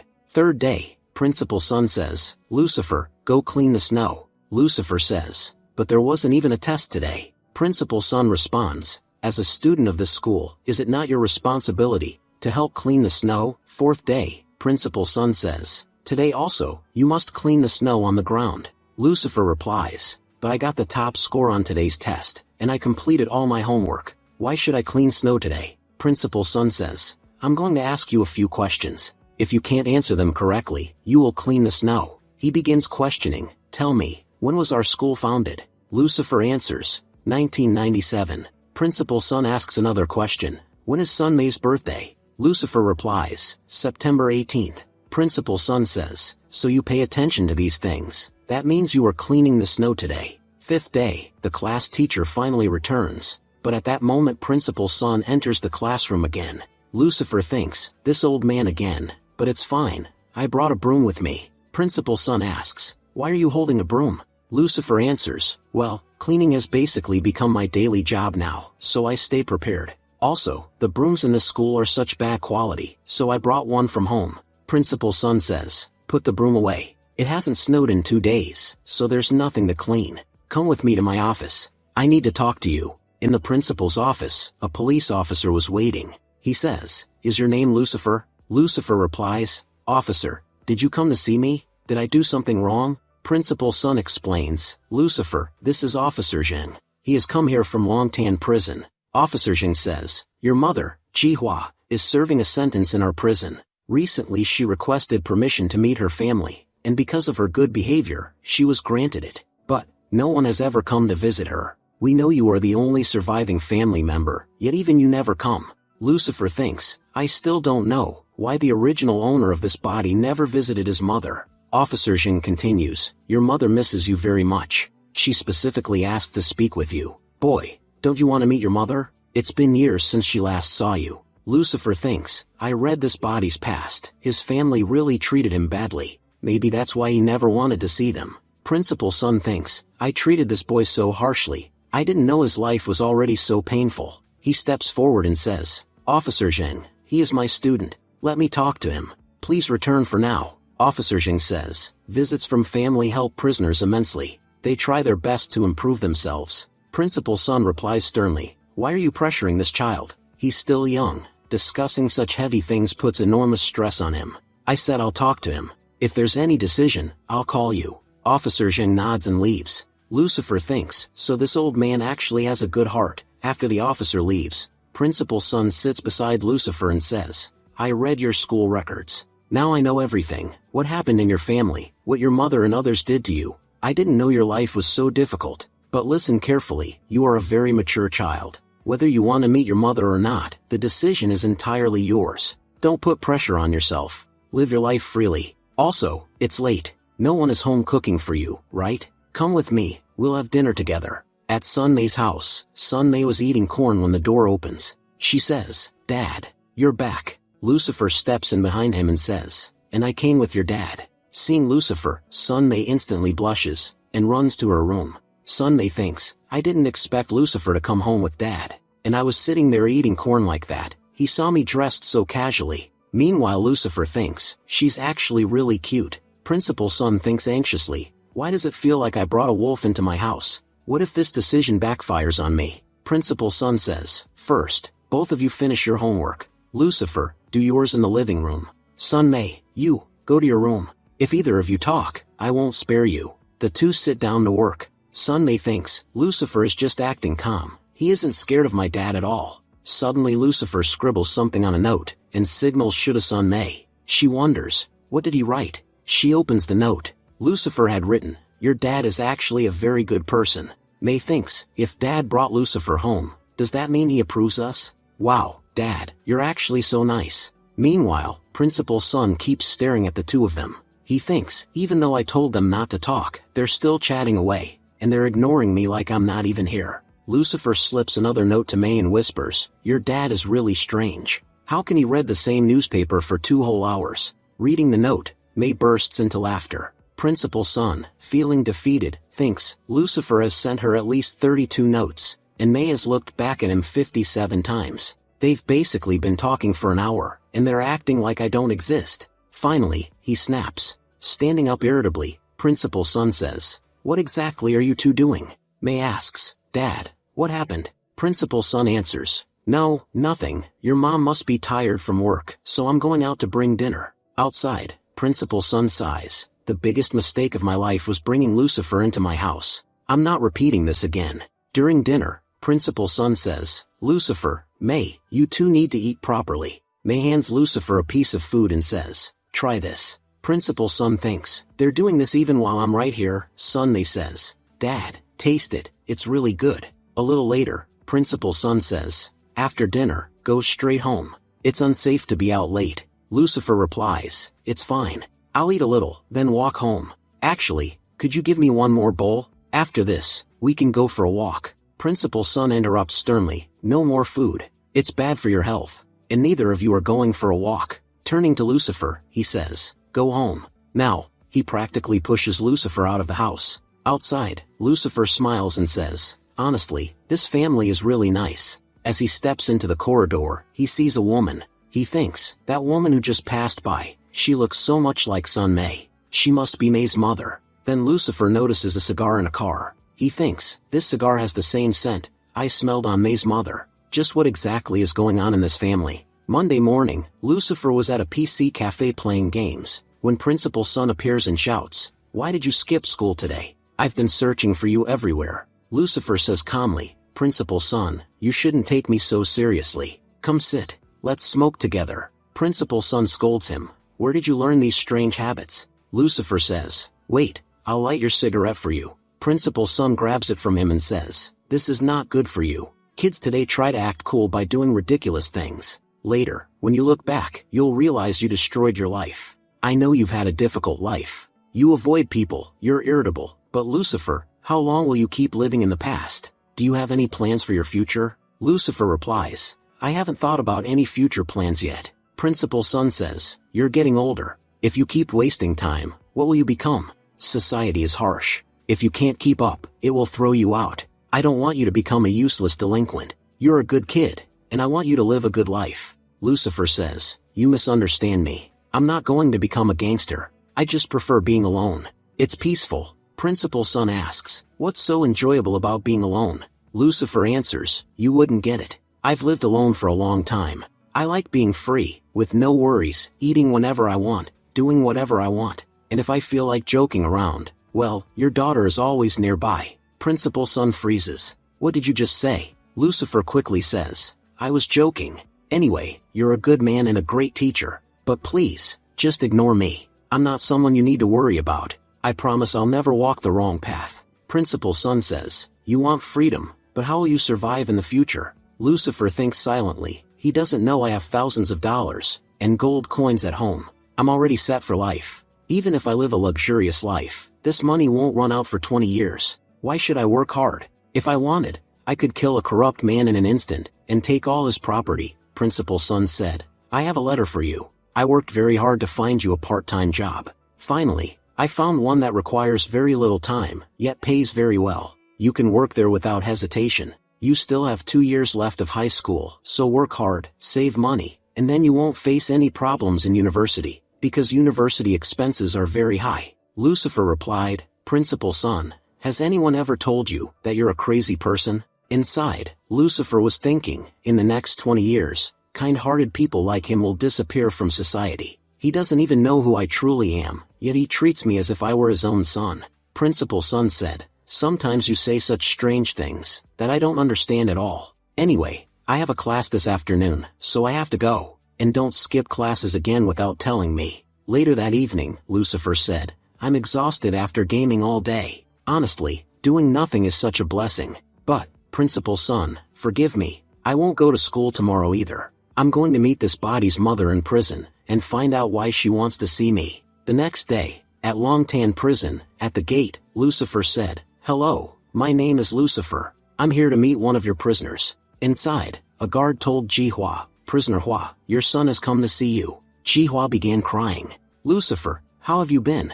I know you hate me. That's why you never came to see me. Lucifer said calmly, who told you I hate you? I have no personal grudge against you. Please calm down. Jihua asked, are you telling the truth? Even after everything terrible I did, you don't hate me? Lucifer replied, I understand. You had your own life. You left me with grandma, and even sent some money. Compared to dad, who disappeared without leaving anything, you're actually much kinder. I brought some chocolates and cookies for you. I hope you like them. Jihua said, I'm doing well in here, and I might be released soon. But how are you living? Your grandma passed away, right? Lucifer replied, after grandma died, my teachers and friends took good care of me. Jihua said, that makes me happy. Lucifer, when I get out, I'll take proper care of you. A prison officer approached and said, time is almost up, wrap up your conversation.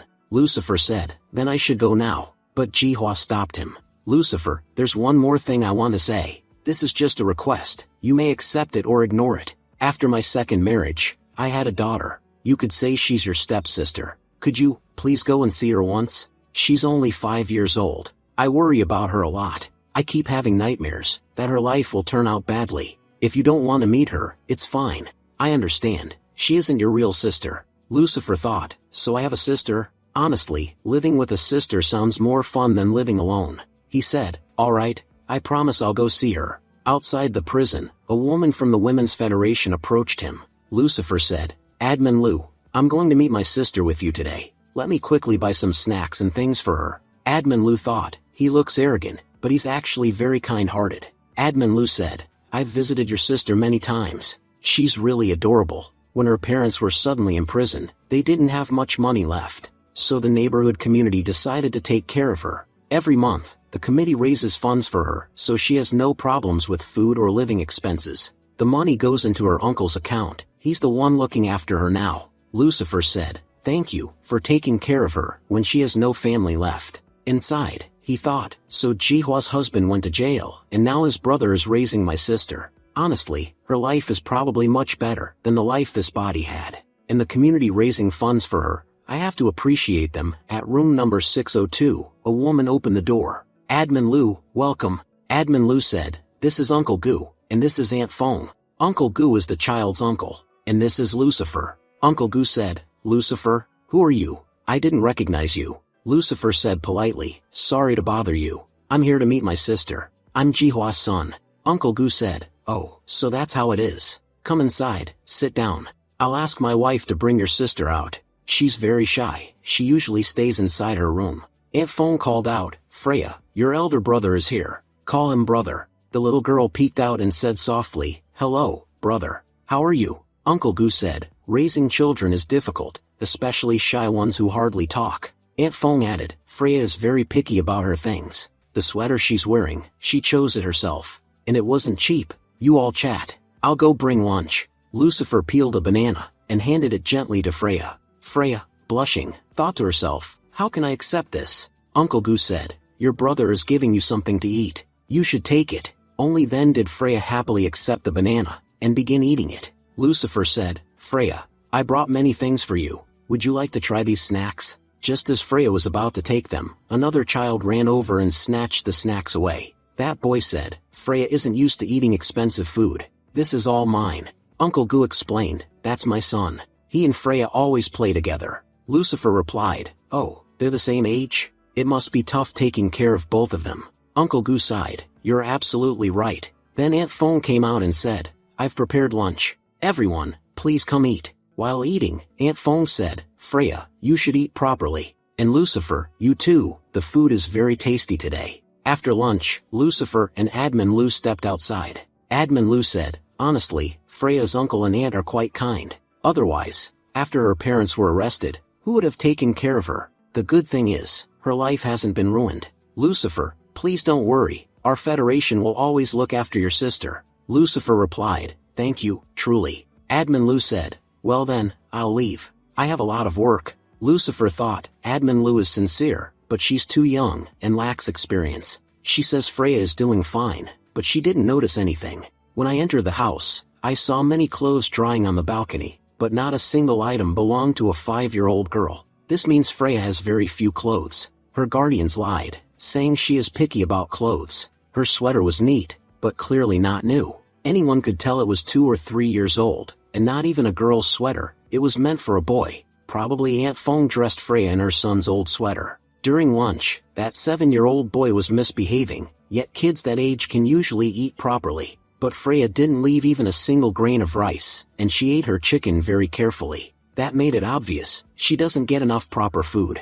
These people, Uncle Gu and Aunt Fong, are greedy. They kept Freya only for the money, but they don't spend a cent on her. Now I understand why Jihua was so worried about her daughter, and why she begged me repeatedly to check on her. Normally, I don't care about such things, but in this world, I have no family, and she is the only family member I have. I cannot let her suffer. Lucifer went to Uncle Gu's door. Just as he was about to knock, Uncle Gu opened it. Inside, Lucifer saw Aunt Fong beating Freya. Aunt Fong was shouting, "I told you to stay silent when I hit you. If the neighbors hear you, what will they think? I told you to wash the dishes, but you broke a bowl. We don't get thousands of dollars to raise you, we only get $200. And now you break things, and make us suffer losses." Uncle Gu saw Lucifer and snapped, "Boy, what are you doing here?" Lucifer, furious, said, "How dare you lay a hand on my sister?" He kicked Uncle Gu hard. Lucifer continued, "You were pretending to be nice earlier, but the moment we left, you started beating her." Aunt Fong charged forward, "How dare you hit my husband?" Lucifer said coldly, "Move aside, or I won't spare you either." He grabbed Uncle Gu by the leg and dragged him across the floor. Uncle Gu panicked. "What are you doing? Let me go. I will call the police." Just then, the grandmother stepped forward. "Let go of my son." Lucifer glared at her. "You old woman, do you think you can stop me? Weren't you ashamed? Your daughter-in-law was beating your granddaughter, a 5-year-old child, and you stood there watching. But now that your son is in trouble, you suddenly care? Shame on you, the grandmother shouted. You're just as worthless as your mother. She married my son, and then gave birth to this demon. Ever since she was born, my son's life was ruined. He was living well, but who knows what evil luck she brought. He ended up in prison. Lucifer replied, your son went to jail, because of his own crimes. This child did nothing wrong. So why are you calling her a demon? Then Lucifer lifted Uncle Goo, and hung him out the window. Uncle Goo screamed, someone help me. This boy will kill me. Lucifer growled, if you utter one more word, I'll drop you without hesitation. He turned to the old woman. And you, if you take even one step forward, I'll throw your son down right now. Aunt Phone grabbed the grandmother and said, Mom, don't move. If he gets angry, he'll drop him. And Lucifer, please calm down. Put my husband down. If you have something to say, we can talk and settle this peacefully. Lucifer said, finally, you people are ready to talk like normal humans. Good, then I won't use force. He threw Uncle Goo back into the room. Grandma shouted, son, are you okay? And you, boy, if you have even a little courage, stay right here. I'm calling the police. Aunt Phone added, yes, we'll send you to jail just like your mother. Lucifer smirked, Uncle, your mother and wife sure have guts. Even after watching you hanging outside the window, they still haven't realized how strong I actually am. Uncle Goo cried, what are you two doing? I'm the one who's going to die. Lucifer, please calm down. You're like a family member to us. Lucifer replied, you're saying all this way too late. He walked into the kitchen and picked up a knife. Grandma screamed, if you want to kill my son, you'll have to kill me first. Lucifer said coldly, you're lucky. I'm not in the mood to kill anyone today. But if you don't stop your disgusting behavior, I will kill someone in this house. Aunt Phone shouted, if you do anything, the police will arrest you. Lucifer replied, I'm still underage. Even if I kill all of you, I'll be out in 2 or 3 years. So don't test me. I can kill you. Uncle Goo trembled. Didn't you hear me telling you to calm down? Lucifer, there's no point fighting. I know you're angry. I'll do anything to calm you down. If you want us to treat your sister properly, we'll do that. I promise. Lucifer said, I don't believe a single word that comes out of your filthy mouths. I have a much simpler solution. I'm taking my sister with me. Aunt Phone panicked, but if Freya leaves, what about the money we get for her? Lucifer snapped, so that's it? You're keeping my sister for $200 a month, and for her parents' property? Don't worry, I'm not interested in your money. You'll keep getting the monthly payments. Just send my sister with me. Uncle Goo tried again, but you're not understanding. Lucifer kicked him hard, dropping him to the floor. Lucifer said, I'm not asking for permission.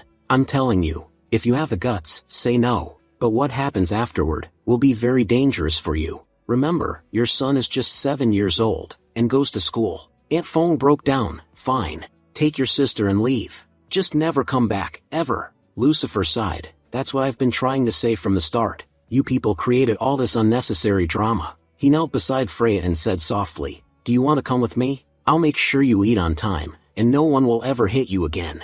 Freya, crying, said, if you don't hit me, then I'll go with you. Lucifer smiled, I promise. From today, call me brother. What's your name? She said, my name is Gufreya. Lucifer replied, this family is horrible. You don't need to use their surname ever again. He took Freya's hand, and began walking toward his home.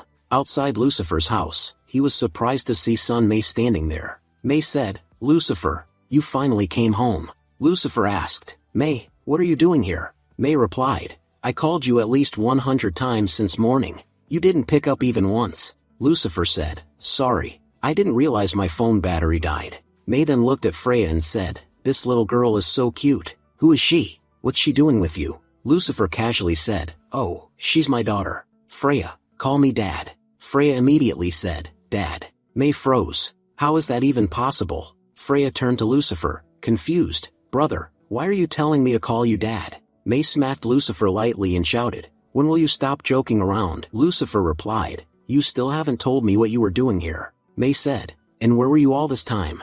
Do you know how worried my dad has been about you? Just a while ago, he was looking everywhere for you. He even found a job for you, and told you to go work, but because of the snow, his bicycle slipped, and he badly injured his leg. Lucifer asked, how long have you been waiting for me here? He then grabbed May's hand and said, your hands are freezing. You must have waited for me for a long time. May quickly replied, no, that's not true. I just arrived. Lucifer nodded, all right then, let's go. May asked, where are we going?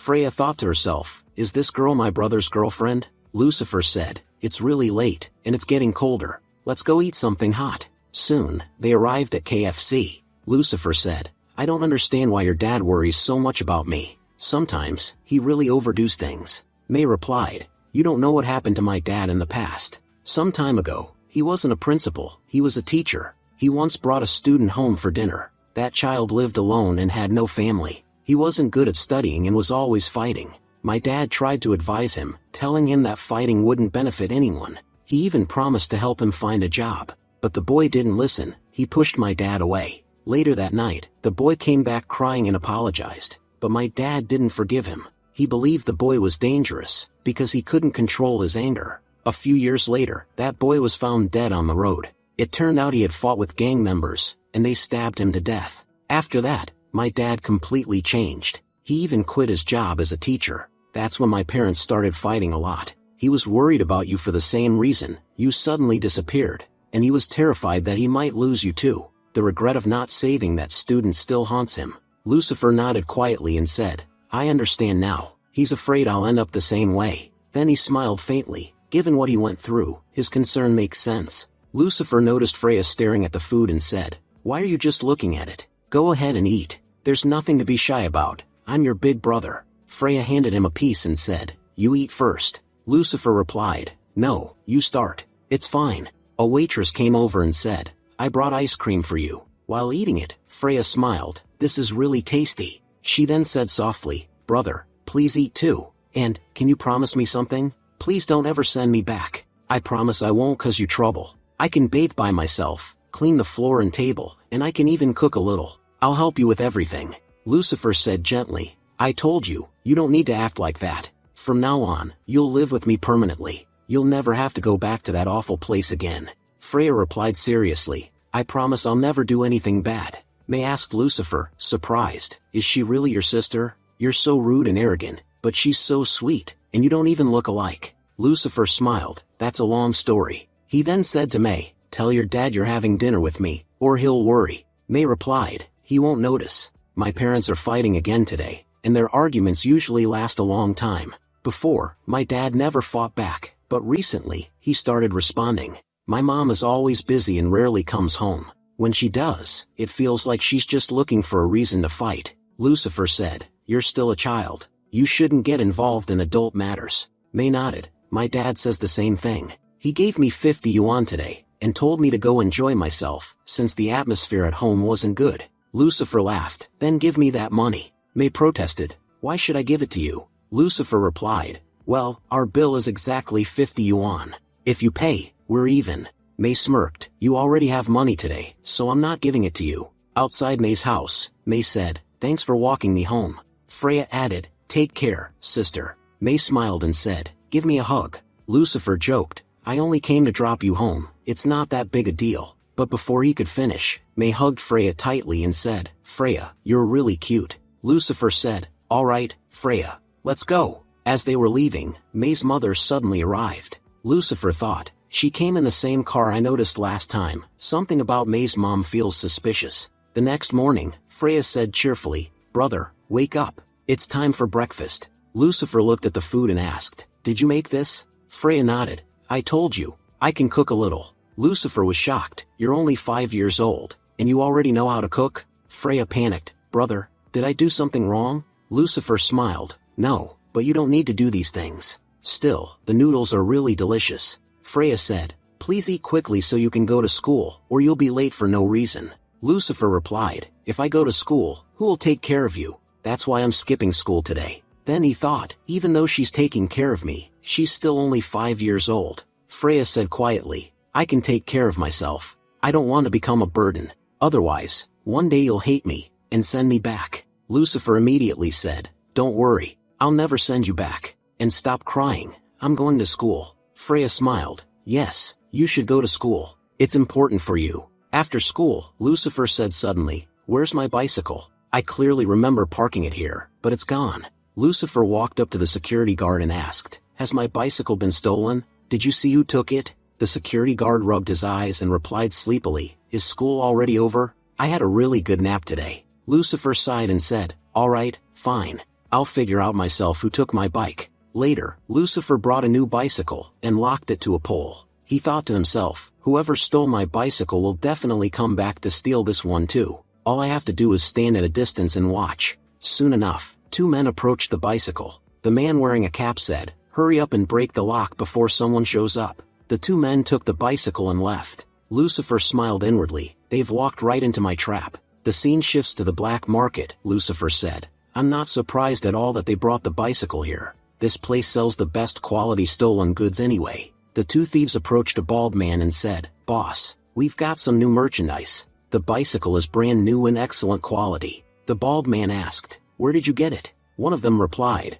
"We picked it up from the Jingling district. It's pretty far from here." The bald man nodded, "All right, come take your payment." One thief hesitated and said, "Boss, this bicycle is completely new. Shouldn't we get a little more money?" The bald man snapped, "Stop talking nonsense and take what I'm giving you." Just then, someone arrived at the gate and tried to open it. The bald man shouted, "Hey, what are you doing here?" Lucifer replied calmly, "Sir, I have a question for you." The bald man growled, "I'm not answering any questions. Get out of here right now." Instead, Lucifer pulled out a chain, stepped inside, and closed the gate behind him. The bald man sneered, "Kid, I'll give you a chance to run. If you don't, you're done for." Lucifer replied coldly, "I'll give you the same option. Tell me where you've hidden all your money, and you'll be spared." The bald man laughed, "Are you threatening me? Do you even know who I am?" The narrator explains, "This man's name is Wu Dali. When he was younger, he spent 2 years in prison for fighting. Because of good behavior, he was released after 6 months. After getting out, he stopped fighting and started selling stolen goods. Normally, Dali never loses his temper, but if he gets angry, he becomes completely insane." Dali charged at Lucifer. In an instant, Lucifer threw his chain, wrapped it around Dali's leg, and yanked hard. Lucifer said calmly, "Now you're going to feel some real pain." With that pull, Dali felt something crack. Lucifer warned him, "Answer me, or I'll double the pain." Terrified, the bald man shouted, "All my money is kept in a local locker. The password is, I love you 3000. Lucifer nodded, "You should have said that earlier. Then you wouldn't have gotten hurt." Lucifer emptied the locker, took the money, and left. The bald man screamed in rage, "How dare that bastard do this to me?" He immediately made a call, "Bring everyone here right now. Someone attacked us." Meanwhile, Lucifer calmly sat down at a nearby restaurant. He said, "I'll eat something first and count the money." After counting, he muttered, "There's 60,000 yuan here." That bald guy was loaded. Just then, all of Dali's men arrived. Lucifer casually said to the waiter, "Pack some buns for me. I'll take them later." Dali's men rushed inside and asked, "Boss, are you alright? Who had the nerve to attack you in our territory?" Dali growled, "Go find him. He was on foot, he can't be far." Inside, Dali thought, "How do I tell them he stole my money? That would be too humiliating." One of the men asked, "Boss, what does he look like?" Dali replied, "He's a skinny young guy with white hair." Another man asked, "Does he walk arrogantly?" Dali snapped, "How do you know that? Do you know him?" The man replied nervously, "No, boss, but I think the guy you're talking about is coming this way." Dali turned and shouted, "How dare you come back?" Lucifer replied calmly, "Our business wasn't finished. I just went to eat at a nearby restaurant." Dali roared, "Kid, you've made a huge mistake." He turned to his men and ordered, "Break his legs, and close the gate so he can't escape." They surrounded Lucifer and locked the gate. One man sneered, "I've never seen someone this stupid, attacking our boss and then coming back." Before he could finish, Lucifer grabbed his arm and snapped it in one move. Dali's eyes widened in shock. "This guy is insanely strong. He broke my man's arm with a single attack. Did I mess with the wrong person?" Lucifer moved forward and picked up a pipe. He said calmly, "Now your bad time is about to begin." Dali shouted, "What are you all scared of? Move forward and kill him. No matter how skilled he is, he's still just a kid." Within minutes, Lucifer had beaten everyone to the ground. Dali was shocked. "This kid defeated all of us. Is he even human, or some kind of monster?" Crying, Dali said, "Brother, there's been a misunderstanding. Looking at your age, I couldn't tell you were such a genius." Lucifer replied coldly, "Along with your hair, it seems your brain has fallen out too. I knew you'd gather your men and come looking for me, so I came here myself to save you fuel money. I'm giving you a chance right now. Call anyone you can, use all your connections. I won't move from here, but remember this, if you try anything after I leave, I promise that day will be the last day of your life. So while I'm being generous, vent out everything you've got." Still crying, Dali said, "Brother, I was wrong. I understand now. I may look strong, but inside I'm weak and scared. Please spare me and my men. In return, I'll give you whatever you want. I've already seen enough hell in prison. I don't want to go back to that life. Just please don't interfere with my business. It's how my household survives. Lucifer thought, this guy is different. Most gangsters put their ego above everything else, but he's swallowing his pride and apologizing, even offering me anything I want. Lucifer said, I'm tired of riding bicycles. I need a bike right now. Can you help me find a good motorcycle? Dolly replied quickly, that's easy, brother. I've got some excellent stock that's only a week old. I've checked it thoroughly, it's completely authentic. This is the latest model from Charlie Petition. Do you like it? Lucifer stayed silent for a moment, then said, the bike looks good, but where's the helmet? Don't tell me you don't follow the law. I enjoy breaking people who break the rules. Dolly panicked. No, that's impossible. We never sell a bike without a helmet. He hurriedly added, I have a brand new, high-quality helmet. It's never been used, not even by me. It's not second-hand. I bought it myself. I thought it would look cool when I rode a bike, but I never used it.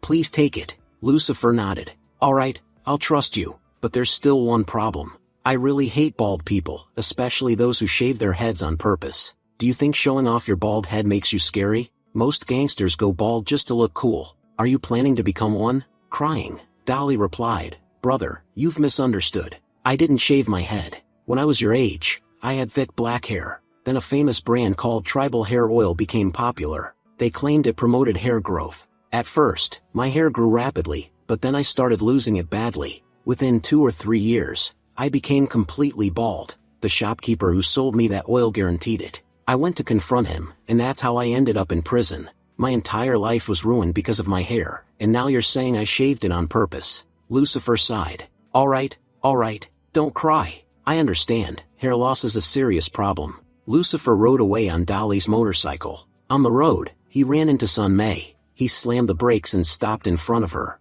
Sun Mei shouted, who are you? Move your bike right now before I scream. I've seen plenty of punks like you who harass girls every day. Don't mistake me for a weak girl. Lucifer replied calmly, I know you're strong, but I'm not some street punk either. Sun Mei froze in shock. Lucifer, where did you get this bike? Lucifer handed her a helmet and said, put this on. I'll give you a short ride around the area. Sun Mei replied, I don't want to roam around. I've already seen everything here. Lucifer pointed and asked, where did you get this brooch? It's really beautiful. Sun Mei frowned. Where are you looking? Lucifer insisted, just tell me, where did you get it? She replied, my mom's friend gave it to me, while we were having dinner together. That was about 2 days ago. It doesn't look very expensive, but it's really cute, so I decided to wear it. Lucifer thought, she and her mother don't realize what that brooch actually is. It's a special Gucci piece, worth an average person's monthly salary. Lucifer said, if you don't want to ride with me, that's fine, but I brought something for you. He took out a packed food box and handed it to her. Sun Mei asked, Lucifer, what is this? Lucifer smiled. You'll definitely like it. After he left, Sun Mei thought, Lucifer kept this close to his chest, so the buns wouldn't get cold. No matter how tough he looks on the outside, he's actually very soft on the inside. The scene shifts to Seoul. At Lena's house, we see Lena practicing how to introduce herself. Lena thought to herself, if I just say hi, it might sound too casual. I should say, hello everyone, my name is Lena. I'm very happy to meet all of you. Yes, that sounds like a good introduction. Watching Lena practice from outside the room, Li Feng said, Mom, what is Lena doing?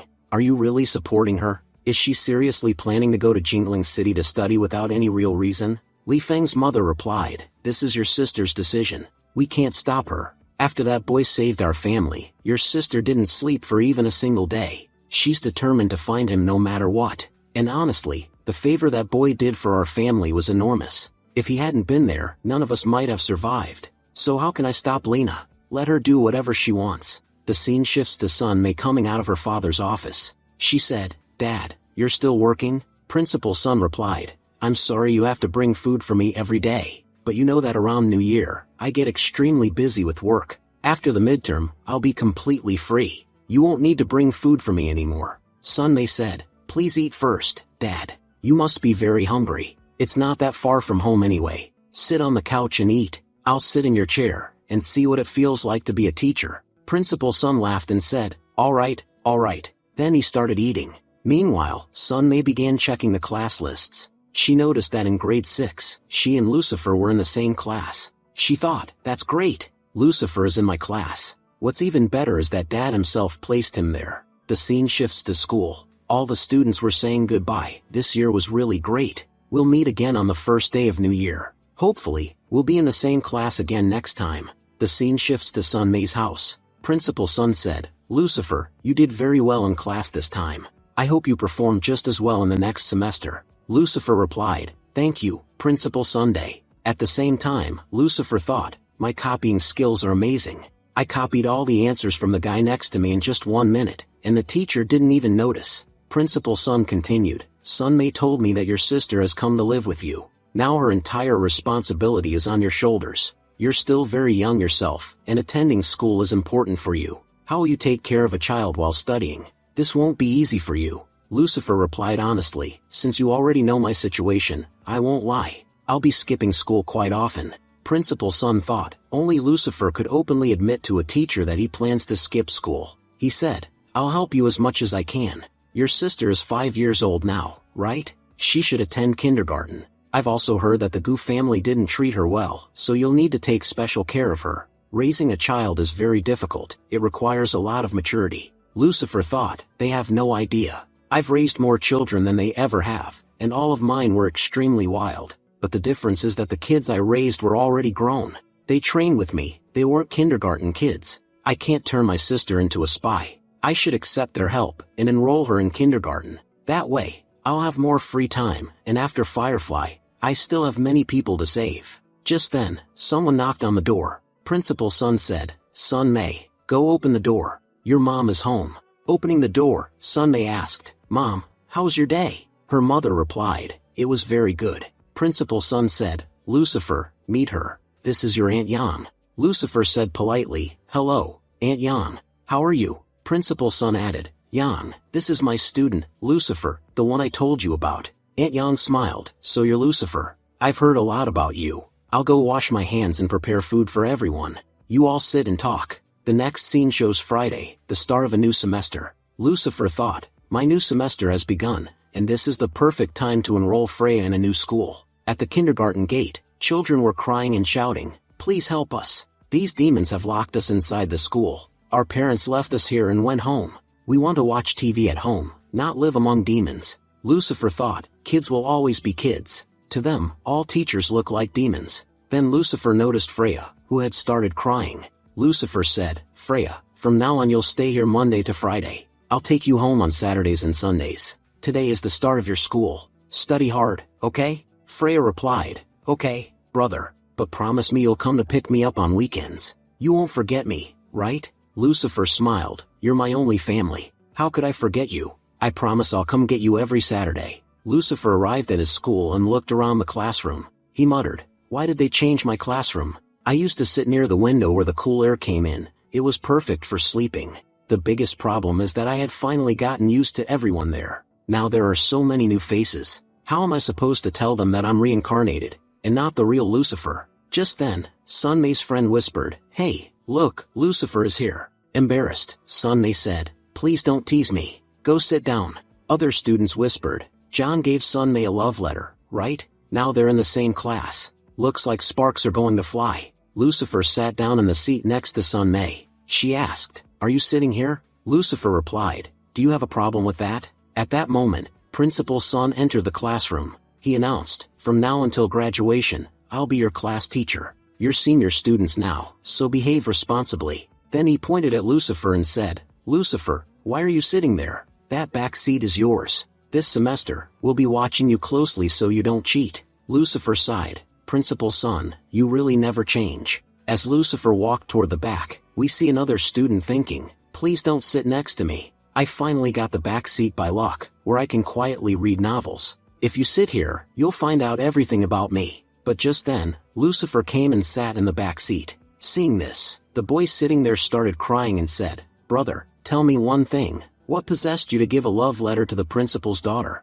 And now you've come and sat next to me. Because of you, I'm going to get dragged into trouble too. Lucifer replied calmly, you're reading Legend of the King, right? Mr. Yang wrote this story, and it's honestly amazing. I really love this novel as well. The boy said happily, Lucifer, you're incredible. In the entire class, you're the only one who actually knows about this novel. We then learn that the boy's name is Luo King. After school, Lucifer arrived to pick up Freya. The teacher said, "Kids, don't run. Walk slowly." As soon as Freya saw Lucifer, she started crying. Freya said, "Brother, I was really scared." Lucifer asked, "Why are you crying, Freya? Did someone bully you inside?" Freya replied, "No, brother. I was scared that you wouldn't come to pick me up." Lucifer said gently, "Why do you worry so much? You're only 5 years old. Come with your brother. I'll take you somewhere nice to eat." Freya asked, "Are we going to Sister May's house?" Lucifer was surprised. "How do you know that?" Freya smiled and said, "Sister May likes you a lot. I noticed it." Lucifer laughed. "You're just a little kid. How do you notice these things?" Lucifer reached the school gate, where May was waiting. May said, "Finally, you're back." Lucifer turned to Luo King and said, "Thanks for lending me your bicycle." Shocked, Luo King asked, "Lucifer, is this your little sister?" Then he handed Freya a chocolate and said, "Here, this is for you. I'm your brother's classmate. You can call me brother too." Freya looked at Lucifer for permission. Lucifer nodded and said, "You can take it, Freya." Freya smiled. "Thank you, brother." Luo King said, "Lucifer, your little sister is so cute. If I had known younger sisters were this adorable, I would have asked my dad to give me one too. But now it's impossible. My dad didn't marry when he was young, because he was busy earning money. He got married at 38, and I was born when he was 40. Now he's 57. Lucifer replied teasingly, "You're right, your dad is basically the age of a grandpa. But the good thing is, he must really love you." May then said, "Lucifer, we talked earlier about you bringing Freya to my house, but today we'll have to cancel that plan. My dad will be working late again. The Education Bureau is coming soon to inspect our school, and you know our school used to have a bad reputation. My dad is working really hard to improve its records." Luo King suggested, "In that case, why don't we go to my house? There's a game room nearby. We can play games, and there's a new KFC next to it. We can eat chicken wings. Today's party is on me." They arrived at the game house. Luo King said, "You three play games here. I'll play another game over there." He thought to himself, "Brother Lucifer, I'm giving you time to spend with sister-in-law. Enjoy it. Don't worry, I won't be the third wheel." Lucifer thought, "In this world, the most loyal thing is men's friendship. I met this guy just today, and he's already doing so much for me." May said, "Lucifer, we should go play basketball. It'll be fun." Lucifer replied, "You go play with Freya. I'll go to the restroom for a bit." At that moment, Jiaoda entered the game room with his men. One of them said, "Brother Jiaoda, you've had quite a lot to drink today." Jiaoda laughed, "Today is for enjoyment. I've been stuck in that rotten hospital for so long. My mood was completely ruined, but I finally got discharged this morning. So today, we celebrate properly." Suddenly, one of his men pointed and said, "Brother Jiaoda, look over there." Jiaoda looked and saw Sun Mei. He grinned. "Looks like today just got even better. We have plenty of time to have fun." His men surrounded Freya and May. Freya cried out, "Brother, please come help us." Just then, Lucifer arrived. Lucifer said coldly, "Jiaoda, you're back from the hospital already?" Annoyed, Jiaoda snapped, "Who dares to interrupt me? Can't you see I'm spending time with my girlfriend?" But the moment he noticed Lucifer, he froze in fear. One of his men shouted, "Kid, get lost. Brother Jiaoda is with his girlfriend. Who do you think you are to interfere? If you dare do anything, Brother Jiaoda will kill you." Suddenly, Luo King stepped forward. "Who dares talk about killing my friend?" "Lucifer, don't be scared. I know how to deal with people like this. These guys think you're weak, so they came to bully you. Watch how I chase them away." He shouted, "Who's threatening my friend? Come stand in front of me." One of Jiao Da's men stepped forward. "You wanna fight me? I'll knock you down right now." He raised his fist and said, "One punch from me, and you'll remember it for the rest of your life." Luo King replied calmly, "Before you hit me, listen carefully. My father's name is Luo Dashin. If you still have the courage, go ahead, hit me." The moment they heard the name, everyone went pale. Jiaoda stammered, "Your boss Luo's son?" "Brother, there's been a misunderstanding. We were just talking, no bad intentions. We'll leave right now and never bother you again." Luo King suddenly shouted loudly, "Brother Hulu, come quickly. Someone is trying to hit me. If I get hurt while you're here, what will happen to Dad's reputation?" At that moment, Brother Hulu arrived with his men. He roared, "Who has the guts to touch Luo King? Are you okay? Who tried to hurt you?" Luo King pointed and said, "That guy threatened me. He said he wouldn't spare me." Jiaoda quickly panicked. "I didn't do anything. I'm innocent." Meanwhile, the man who had been so loud just moments ago now shrinks back in fear, hiding behind Jiaoda, unable to utter a single word. Brother Hulu says, "Boy, you've really grown bold. You're threatening our boss's son?" Jiaoda replies, "This is a misunderstanding. I didn't say anything at all." Suddenly, Hulu slaps Jiaoda and shouts, "Shut your mouth." Then Brother Hulu starts slapping Jiaoda repeatedly. Jiaoda cries out, "Brother Hulu, please don't hit me. I really didn't do anything." Meanwhile, Jiaoda's friends run away. Jiaoda begs, "Brother, I was wrong. Please forgive me." Throwing him to the ground, Brother Hulu says, "You bastard, you're not worthy of forgiveness." Jiaoda pleads, "Brother, I'm just a student. Please don't hit me so much." Lucifer thinks to himself, "Gangsters are really cruel. Seeing this guy reminds me of my past life." Brother Hulu asks, "Luo King, what do you think? What should we do with him?" Luo King replies, "Brother, let him go." Brother Hulu orders, "Get out of here right now." Then Brother Hulu turns to Luo King and says, "I've driven them away. I'm leaving too. If you ever need anything, just call me." Luo King responds, "Thank you, brother." Turning back, Luo King adds, "Oh, I forgot to tell you, this game room is owned by my dad." Lucifer says in surprise, "So not only are you rich, but you're also a mafia prince." Luo King laughs, "A prince? You're exaggerating. I usually don't interact with my dad's people, but if someone bullies me, I'm forced to call them. If anyone ever bullies you in the future, just tell me." Lucifer replies, "Thank you." Lucifer thinks to himself, "I never imagined Luo King could be Lu Dashin's son." Luo King asks, "Bro, are you hungry? Let's go to KFC." Lucifer recalls his past life. Lu Dashin was a very famous man. He started as a laborer, worked hard, then formed his own gang, and became very powerful. But it didn't last forever. Because of his enemies, his name faded quickly. In my opinion, the Luo family's good days will only last 1 or 2 more years. After that, a very dangerous time will come. But Luo King seems like a good person, down to earth and easy to deal with. He probably won't become a gangster in the future. Next, we see Mei returning home. Knocking on the door, Mei calls out, "Dad, open the door." Even after waiting 10 minutes, no one opens it. Mei says worriedly, "This is strange. Dad should have returned by now. Where could he be?" Lucifer says, "Mei, I need to ask you something.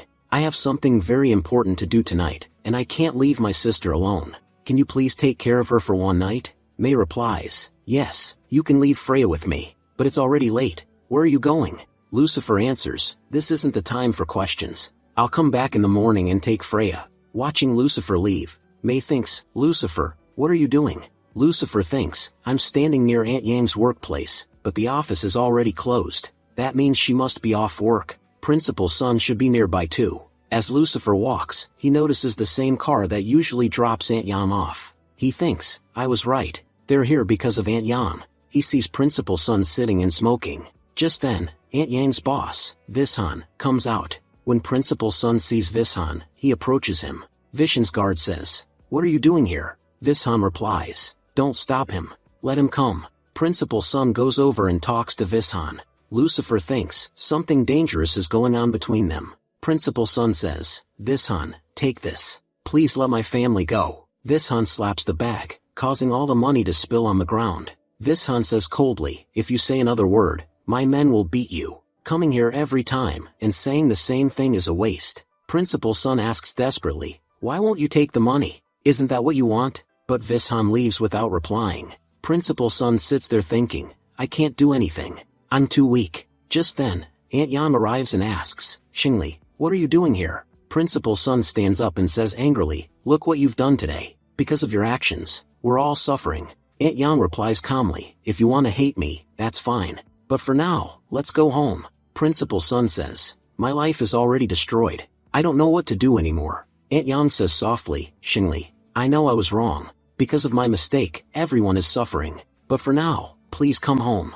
They both leave together. Lucifer thinks, "I knew it." Their relationship only looked good on the surface. The next day, Monday morning, we see the school scene.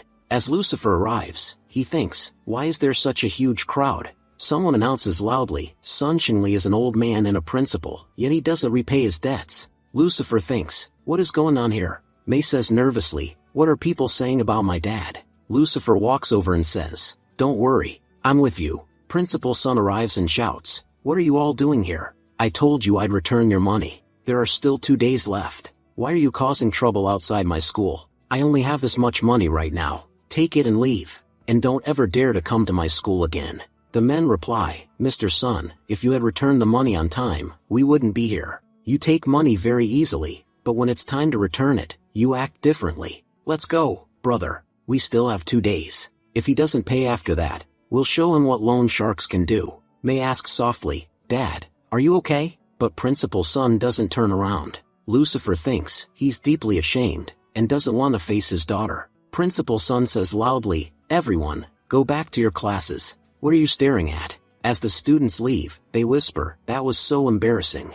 If it were anyone else, I might believe it. But Principal Sun, he always seemed so honest. You can't judge a person's real character just by appearances. Behaving well at school doesn't mean your life is going well. The narrator says, Principal Sun had worked as a teacher his entire life and earned great respect from students. But today, all of that respect was completely destroyed. The scene shifts to the classroom. Luo King asks, Lucifer, is Sun Mei okay? Lucifer says, Principal Sun had to leave because of some urgent work. He told Sun Mei to go with him as well. For now, it wouldn't be right for her to stay at school, because everyone knows the other students would harass her. Lucifer then asks Luo King, Can you do me a favor? Luo King replies, Sure. What do you need? Lucifer says, Can you find out who that person was, who came to collect the money? He called himself a loan shark, so your dad's people must know him.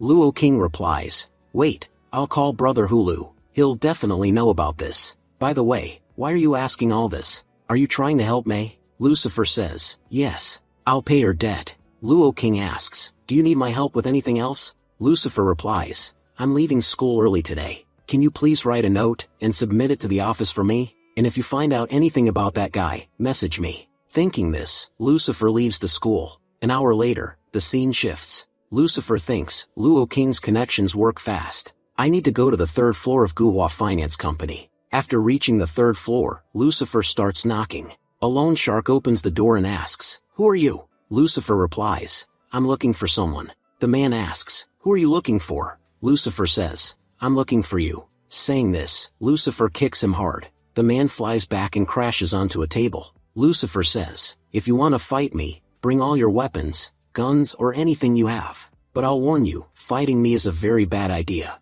Just surrender. I'm not in a good mood, and I might kill you. Another man steps forward and says, What do you think? Do you think we are handcuffed? Before he can finish, Lucifer clenches his fist and lands a brutal punch, sending the man crashing into a cupboard. Then Lucifer grabs a kettle of hot water from the table and pours it over him. Lucifer says, You people have committed so many sins that even hot water won't wash them away. The man screams, Are you crazy? You poured boiling water on me. Lucifer replies calmly, So this is all the strength you have? I challenge you, yet you still won't fight properly. All the men rush forward, shouting, Today we won't let you go. Within minutes, Lucifer defeats all of them. Lucifer then grabs a red-haired man and says, I've gone easy on you. If you don't answer my questions properly, I won't hold back. The man replies, I'll do whatever you say. Lucifer says, I know you're not the boss, so I'll ask you some easy questions. I hate liars, and I don't have time for long answers. Keep them short and accurate. The man agrees. Lucifer twists his finger and says, Lower your voice. I don't like the sound of it. The man cries, Please stop, it hurts. Lucifer asks, What's your name? The man replies, Kita. Lucifer asks, Have you committed any crimes? The man stays silent. Lucifer twists his finger harder and says, Did your tongue freeze? Why aren't you answering? The man finally says, Yes, I went to jail for 3 years. Lucifer asks, What crime? The man replies, Violence. Lucifer says, That tells me enough about your character. Is there a money locker here? The man nods, Yes. Lucifer says, I brought this bag. Fill it with cash. If it's even slightly short, I'll put you inside the bag instead. The man fills the bag completely with money. Lucifer says, This is enough. Now my final question, where's the customer information, and where did you hide the contracts? The man cries, Please spare me. If I tell you, the boss will kill me. Lucifer moves to break his 3rd finger. Panicking, the man blurts out, In cabin's 2nd drawer. All the documents are there. After checking the files, Lucifer finally finds Principal Sun's documents. Lucifer says, My work here is done. He sets all the documents on fire. A blonde man shouts, Do you know who our boss is? Taking these records means inviting death. Lucifer asks, "Who's your boss?" The man replies, "His name is Jia Guhua." Lucifer says coldly, "Do you know who I am?" The man thinks nervously, "Is this guy crazy?" His face is hidden under a helmet. Lucifer takes his phone, locks all the men inside the office, and throws their phones off the balcony. As he leaves, Lucifer says, "Jia Guhua, you're my next target. We'll meet very soon." That same night, Jia Guhua was thinking, who had the nerve to attack my office? Very few people in the entire city have that kind of power. It could be Luo Dashin or Su Daking. Apart from them, no one in Jingling City could do this. But neither of them does the kind of business I do, and there's no conflict between us. They know my power. I doubt they'd offend me like this. A man standing nearby says, "Mr. Jia, shall I escort you to your car?" Guhua replies, "No, there's no need. I can go by myself." Guhua thinks to himself, after thinking it through, it's clear that this wasn't done by some ordinary gangster. Whoever did this is extremely powerful and highly capable. But I don't care how powerful he is. No one in Jingling City can threaten me. He orders his men, "Send everyone into Jingling City. Someone is challenging our authority there. We need to find out who has the audacity to attack us in our own city." Guhua gets into his car and says, "Driver, take me home." As soon as he says this, he falls asleep. 10 minutes later, he opens his eyes and thinks, "Did I fall asleep in the car? But why haven't we reached my house yet?" Looking out the window, he says, "This road doesn't lead to my home.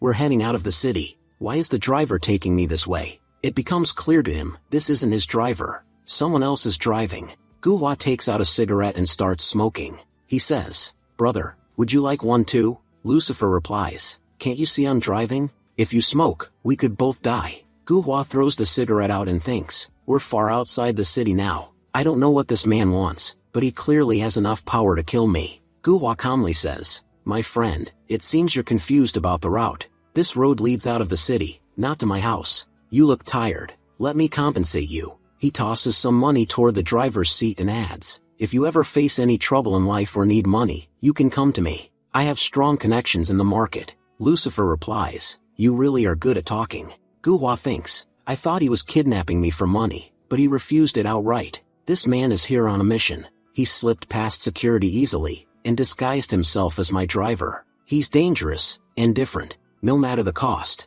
I need to survive." Guhua says, "My friend, tell me how much money you want. I'll try to arrange it." Lucifer replies, "Your skills are impressive. Now I understand how you became a top gangster in Jingling City. You know the difference between being brave and being foolish." Guhua thinks, "I'm in serious trouble. I don't know how powerful this man is, and none of my people are with me. If I could make even one call, they'd all be here." Lucifer says, "I advise you not to call anyone. Where I've brought you, there's no signal tower. No calls will connect. Even if someone tries calling you, it won't go through. And even if your luck is extraordinary, and a call does connect, no one will reach here for hours. We're far outside the city. By the time your people arrive, I'll be long gone after burying you." Panicking, Guhua says, "Brother, what are you saying?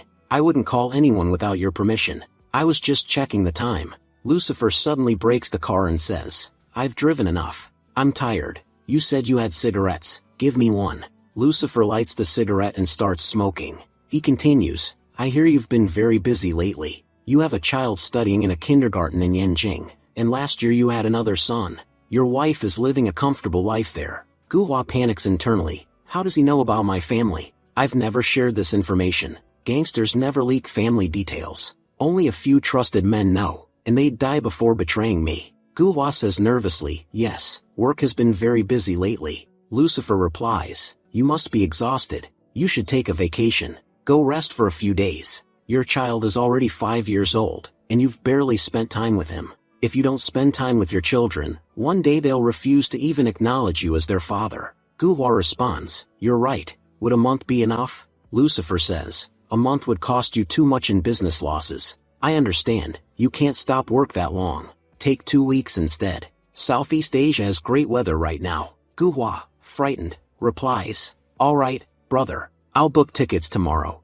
Can I go to Thailand?" Lucifer says coldly, "Our conversation ends here. I won't take you home. Call someone to pick you up. And don't forget what I told you about taking a vacation, or I might have to come remind you again."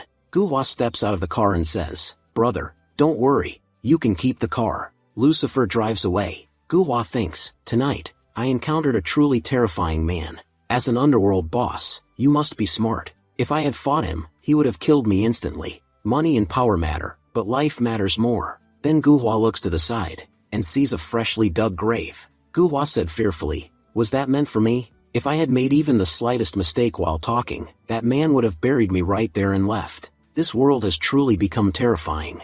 I'm honestly thinking about retiring from being a gangster. He immediately called one of his men and said, bring all our people, and come outside the city right now. I'm standing in the ruins. The man on the phone replied, but boss, weren't you heading home? Why are you in the ruins? Is there going to be a fight? Guhua said sternly, stop asking questions, and come pick me up immediately. And yes, stay alert. A very powerful gang has its eyes on us. The subordinate replied, understood, boss. We're on our way. Guhua continued, do one more thing, shut down our business for 2 weeks. If we stop working for 2 weeks, we won't starve. But if I die, this business will be finished forever. Tell all the brothers to take a break and go on vacation with their families. The scene shifts to a supermarket. Mr. Liu was thinking, when I took Lucifer to Yanbian, he made me work like a servant. I even got scolded badly by my seniors. I did all of that just for this card. Finally, I can use it now. The receptionist said, sir, I'm sorry, but your card has very little credit. Mr. Liu replied confidently, I know. There were exactly 500 yuan on this card. I bought items worth 506 yuan, which is why I brought 6 yuan in cash. The receptionist looked confused and said, sir, why are you giving me 6 yuan? You need to pay 500 yuan more. Shocked, Mr. Liu said, what are you talking about? Are there no funds on my card? Can you tell me the exact balance? My friend told me there were 500 yuan on it, so I trusted him and came here. The receptionist replied, sir, it seems you were pranked. This card only has 1 yuan and 80 cents. Mr. Liu walked out of the mall in tears and muttered, Lucifer, you're a huge bastard. The money I worked so hard for turned out to be fake. Why does it feel like I've been horribly deceived? Suddenly, he froze and said, isn't that Principal Sun? Why is he standing outside a hotel so late at night? As far as I remember, he's married, and his wife is very beautiful. Why would he come here? He continued thinking, in today's times, you can't judge anyone. Even a man with a grown-up daughter is coming to a hotel. I always thought he was the kind of person who never borrowed money, but the loan sharks exposed his reality. He doesn't repay his debts. No matter how good someone looks on the outside, everyone has flaws. Anyway, that's none of my business. I'm already in trouble because of that Lucifer. I don't need more problems. Just then, Lucifer walked past him. Mr. Liu said, I thought I saw Lucifer here, and I swear the person I saw earlier looked like Lucifer. But where did he go? Inside the hotel, we see Wei Shan speaking. Finally, I've won. Xingli, look, you still came to talk to me. Come, sit. I've prepared a lot of food for you. Principal Sun Xingli asked, Wei Shan, can you tell me why you invited me to dinner so late? Wei Shan replied, we used to be good friends, but look, how long has it been since we last had dinner together? Do you remember? Xingli replied, at least 10 years. The last time was the farewell party, before you went abroad. Wei Shan said, I actually returned last year. Didn't Yang tell you? The main reason I came back was to invest in a project. What's interesting is that Yang also worked in the same field. Principal Sun said, that's quite a coincidence. Wei Shan continued, let's not beat around the bush. We've been friends for years, so I'll be direct. I came back mainly for Yang and for investment. In fact, I only wanted to meet Yang. Principal Sun said angrily, so you set a trap for Yang the moment you came back? And she fell into it badly. Wei Shan replied, you're wrong. I didn't trap anyone. I told Yang about the project, and suggested she invest so she could earn money. I even helped her open an account so investing would be easy. I never thought she would invest such a large amount at once. I told her the project was profitable, but she took it very seriously. You know how the market is. At first it looked profitable, but later we ran into problems. Yang didn't think things through. Principal Sun snapped, you gave her complete confidence that the project would never fail. That's why she invested so much. You deliberately trapped her. I've known Yang for a long time. She knows nothing about investing, yet you promised her guaranteed profits. You even opened an account for her. You tricked her, and now she's completely trapped. Wei Shan calmly asked, then tell me, how will you save Yang? She withdrew company funds for personal use. Even though it was money she originally invested, once it entered the company, it became company money. After I found out, I made her sign several dangerous contracts. When the company audits the accounts, they'll see she withdrew the money. She's completely stuck. Principal Sun said anxiously, What exactly are you trying to say? Do you want Yang to be trapped forever? You have no idea how much mental pressure she's under. I admit Yang is aggressive, but she's not that bold or knowledgeable. You told her you had insider information and guaranteed profits. That's why she invested all her family's savings, even company funds. Trusting you has cost her dearly, Wei Shan said. Do you know, Xingli, whatever is happening to Yang right now is entirely because of her own choices. You keep telling me again and again that she trusted me so much, but did you ever think about why she trusted me that deeply? This story didn't start today. It began back in our college days. If Yang had followed me abroad back then, she wouldn't be trapped here today. But she didn't, and now I've come back to take what truly belongs to me. Principal Sun said angrily. Wei Shan, what kind of disgusting things are you saying? I don't care what happened between you and Yang in the past, but right now she is my wife. You cannot speak about my wife like this. Wei Shan replied calmly. You're misunderstanding me.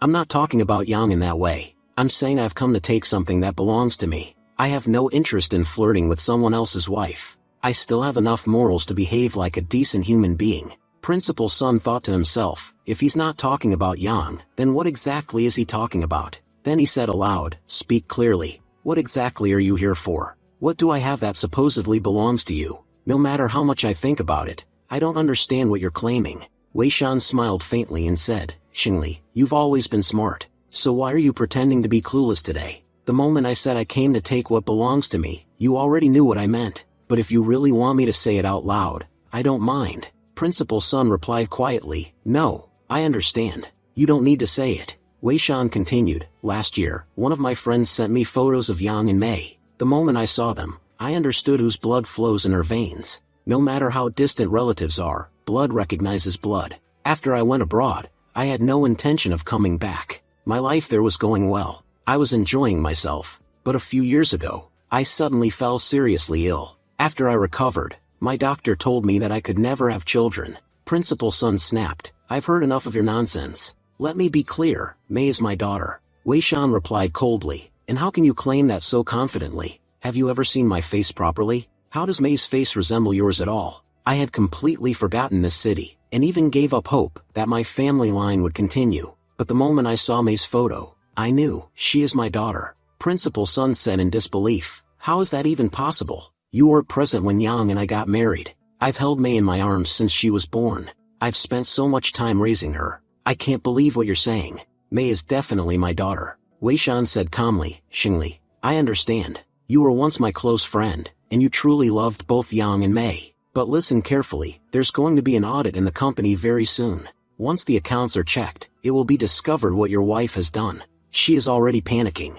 She doesn't know what to do. She used up all your savings, and even took money from the company. Yes, it was the money she invested, but once invested, it became company funds. I made her sign several dangerous contracts after finding out. When the audit happens, everything will come out. Loan sharks have already started pressuring you. Right now, they're targeting you, but soon they'll come after your family too. Despite all this, instead of going to them for money, you came to me, hoping I'd suppress the company issue. Do you know how much effort that took? And I'm not someone who can cover everything forever. Principal Sun asked angrily, why are you doing all this? What do you want? Wei Shan answered clearly, I already told you. I want my daughter. I want Mei, and I will take her with me. Principal Sun shouted, that's impossible. Mei is my daughter. Wei Shan said calmly, if that's how you feel, then fine.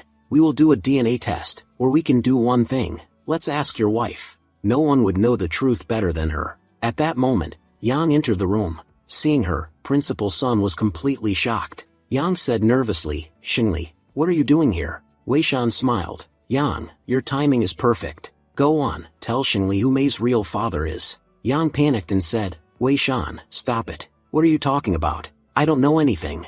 I won't say anything. Enraged, Principal Sun grabbed Wei Shan's hand and slapped him. Wei Shan said coldly, I'm tolerating this slap, because you raised my daughter for so many years, and took good care of her. But if you ever do that again, I won't forgive you. Principal Sun turned to Yang and pleaded, Yang, please tell him. Tell him Mei is my daughter. I can't believe the family I always thought was mine, isn't really mine. Tears streamed down Yang's face as she said, I'm sorry. Before our marriage, I was already pregnant. At that time, I was helpless. Wei Shan had left me and gone abroad. I didn't know what to do. Raising Mei without a father's name would have been impossible. Principal Sun says, and that was when I proposed to you. Maybe that's why you accepted, otherwise, you probably never would have. Yang cried harder and said, Xingli, please forgive me. You are a wonderful husband, and a great father. I'm the terrible one. I've deceived you all these years. Principal Sun says, Wei Shan, if I had been living under an illusion, you should have let me stay in that illusion. Bearing this reality is extremely difficult for me. At this stage of my life, when I thought I had everything, I suddenly realized that I actually have nothing. The people and things I believed were mine were never truly mine. But fine, there's nothing I can do now. Yang, I can't forget what you've done, but still, we should leave. At that moment, Wei Shan interrupts and says, Wait a second. There's going to be an audit in the company next week. If you leave right now, your wife will go to prison. Because of financial fraud, she'll face at least 10 years in jail. I'm giving you a card with millions of dollars in it. With this money, you can solve every problem in your life. You'll even have enough left to start a brand new life. All I ask in return is May, my only family. I'll send her to the best schools. She's lived a poor life with you for too long. I'll give her a luxurious life, something you can't even imagine. But I won't give you this money for free. You'll have to sign a few contracts. First, the child identification document, and then certificates that officially give me the right to be May's father. Xingli, why aren't you saying anything? I understand, this is a huge decision for you. That's why I'll give you 3 days. If you sign these contracts within 3 days, I'll hand over all the money. Later, Wei Shan returns home. While showering, he thinks, I feel incredible. Xingli, today I completely destroyed you. Soon, I'll take May with me too. You have no reason left to live. As he steps out of the shower, he suddenly sees Lucifer sitting there. Shocked, Wei Shan asks, Who are you? What are you doing here? Lucifer points a gun at him and says, You look very happy today. Like you've just achieved something amazing. Wei Shan panics and replies, Put the gun down. If you want money, I'll give you money. Just please don't shoot me. Lucifer stands up calmly and says, I'm not here for money. I'm here for justice. Wei Shan realizes, this man is here to kill me. He won't back down. He tries to run, but Lucifer uses his power and stops him right at the gate. Wei Shan thinks in fear, what's happening to me? Why can't I move my body? Why can't I breathe? Lucifer says, as long as I'm standing here, you can't escape. There's no point struggling to live. He then releases Wei Shan. Trembling, Wei Shan asks, what kind of magical power do you have? I've never seen anything like this before. Lucifer replies, I don't know whether this is your bad luck or Principal Sun's good fortune. If I hadn't come into this world, your plan would have succeeded easily. But God couldn't let that happen, so he sent his executioner. Now finish your drink without asking questions. Lucifer continues, I came here to talk to you about Principal Sun. Wei Shan scoffs, that old man? He's useless. Why would someone like you care about him? Lucifer responds seriously, I've met many terrible people in my life, and compared to them, you're not the worst. But your actions disgust me. Principal Sun is an ordinary man. He never even thinks about harming others. Even if you wrong him, he would silently endure it. All he wants is to live peacefully, with his wife and daughter. But a despicable man like you wants to crush even that small dream. Do you know why there are so few good people left in this world? Because people like you treat them like insects. I'm angry because of you, because you might turn a good man into a bad one. That's why I came to end you tonight. Panicking, Wei Shan pleads, brother, please stop. Let's sit down and talk calmly. There's no need to kill anyone.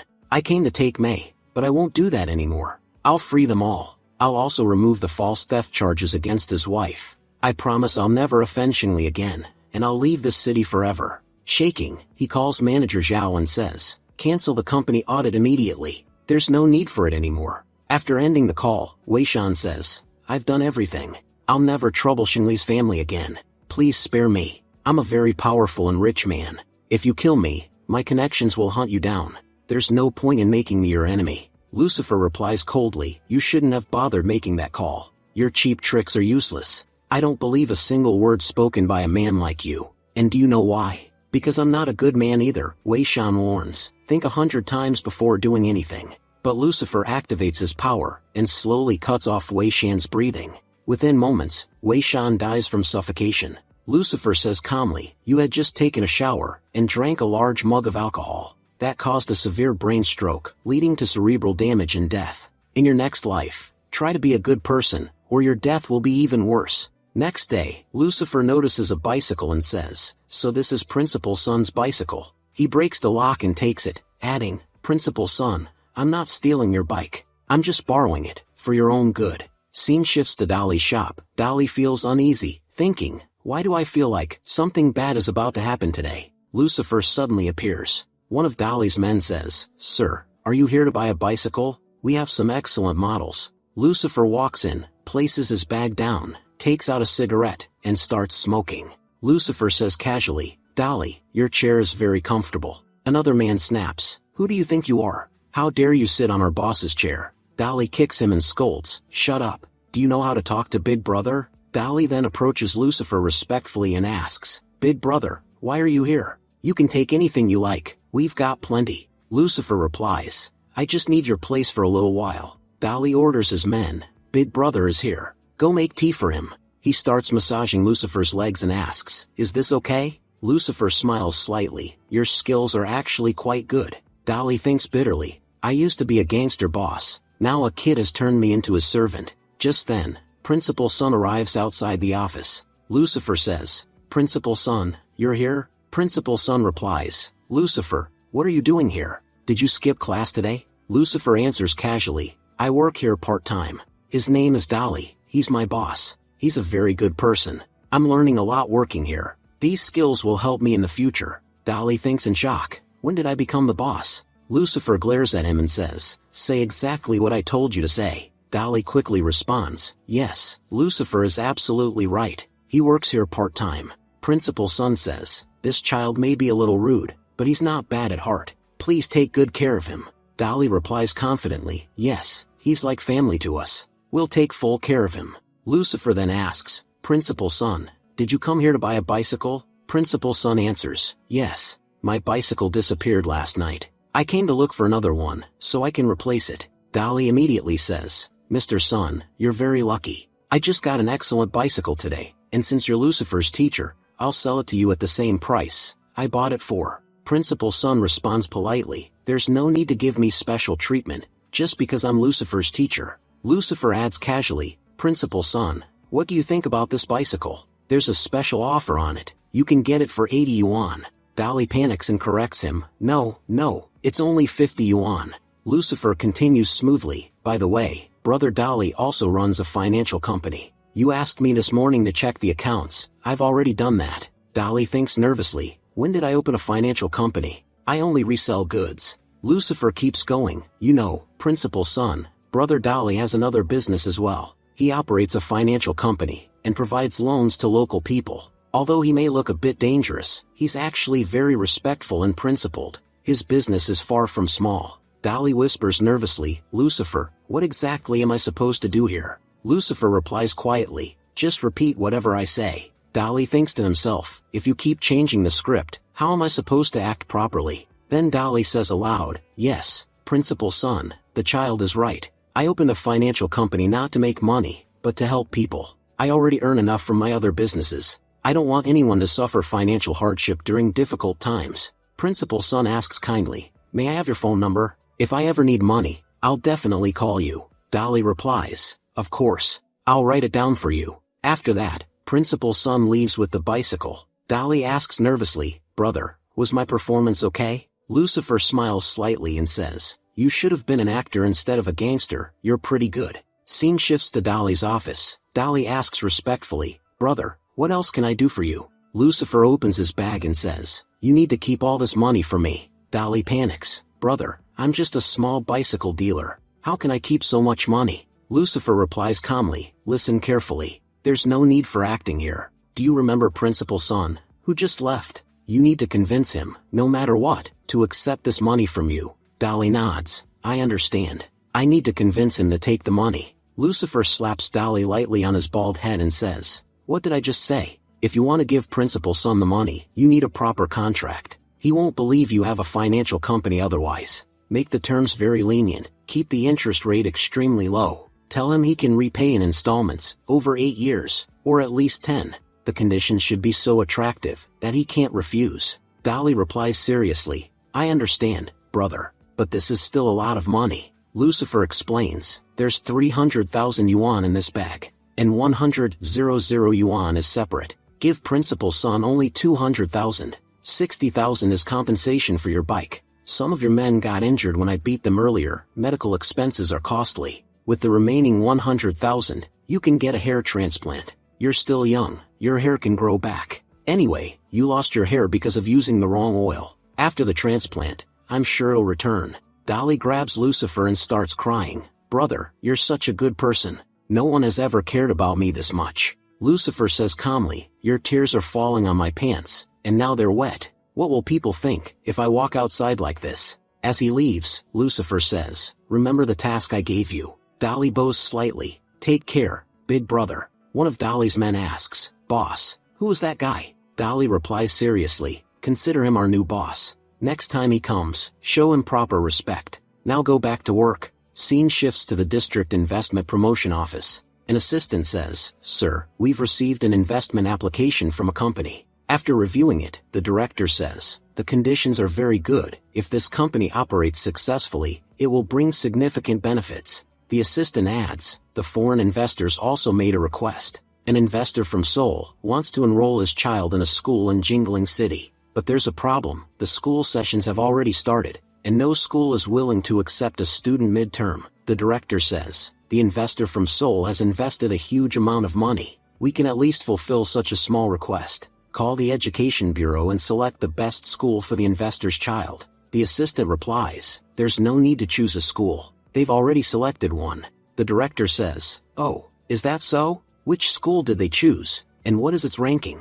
The assistant answers, the school they selected is ranked third from last in the entire district. Scene shifts to Jingling City Airport. A woman says, Mr. Anderson, since you've arrived, I'll take you to the hotel. Anderson replies, no, take me to the police station first. I want to see Wei Shan's case file. The headquarters needs to know exactly what happened. How could he die so suddenly? Later, Anderson arrives at the hotel and makes a call. I'm Anderson speaking. I'm staying at the same hotel where Wei Shan was staying. As soon as I arrived in the city, I went straight to the police station and reviewed Wei Shan's case files. The person on the other end asks, what did the police say? What exactly happened to Wei Shan? Anderson replies, our gold digger number 16, Wei Shan, his cause of death has been ruled completely normal. The forensic report says he suffered a cerebral hemorrhage. After taking a shower, he drank a large amount of alcohol, which triggered a sudden attack. The other person says, looks like Wei Shan died because of his own stupidity.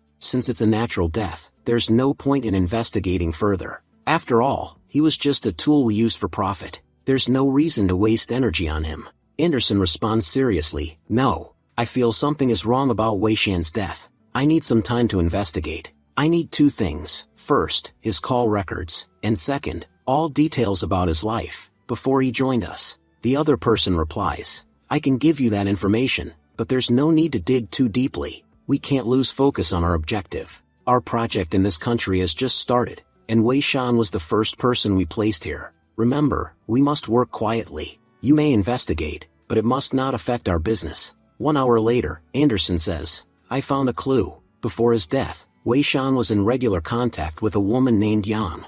She was one of the last people he met. She's very ordinary and already married. The other person says, so you think this woman might be connected to Wei Shan's death? But our research shows, she and her husband are completely normal people. And even though Wei Shan was just a gold digger, he wasn't weak enough to be killed easily. I'll give you 7 days. If you find something, good. If not, return immediately. Scene shifts to the next day, outside May's house. Lucifer and May were riding bicycles. Lucifer asks, May, how did you suddenly get a fever? May replies, the heater at home broke last night. I was very cold the whole night, that's probably why I got sick. And mom and dad aren't home either. Lucifer thinks, ever since the loan scandal at school, everyone has been talking about Principal Sunday. I'm sure Principal Sun and his wife went to Dolly to arrange money somehow. As Lucifer and May enter the house, Lucifer thinks, someone is here. Behind the wall, Anderson was hiding.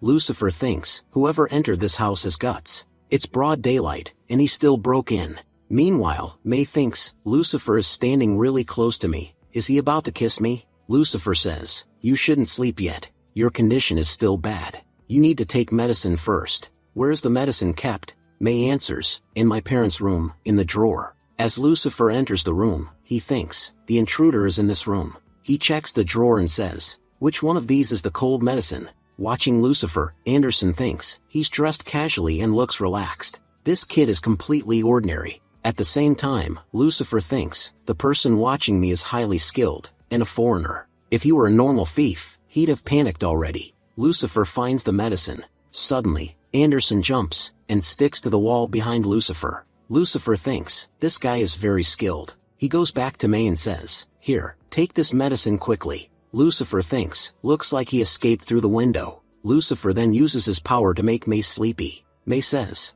why am I suddenly feeling sleepy? It must be the medicine.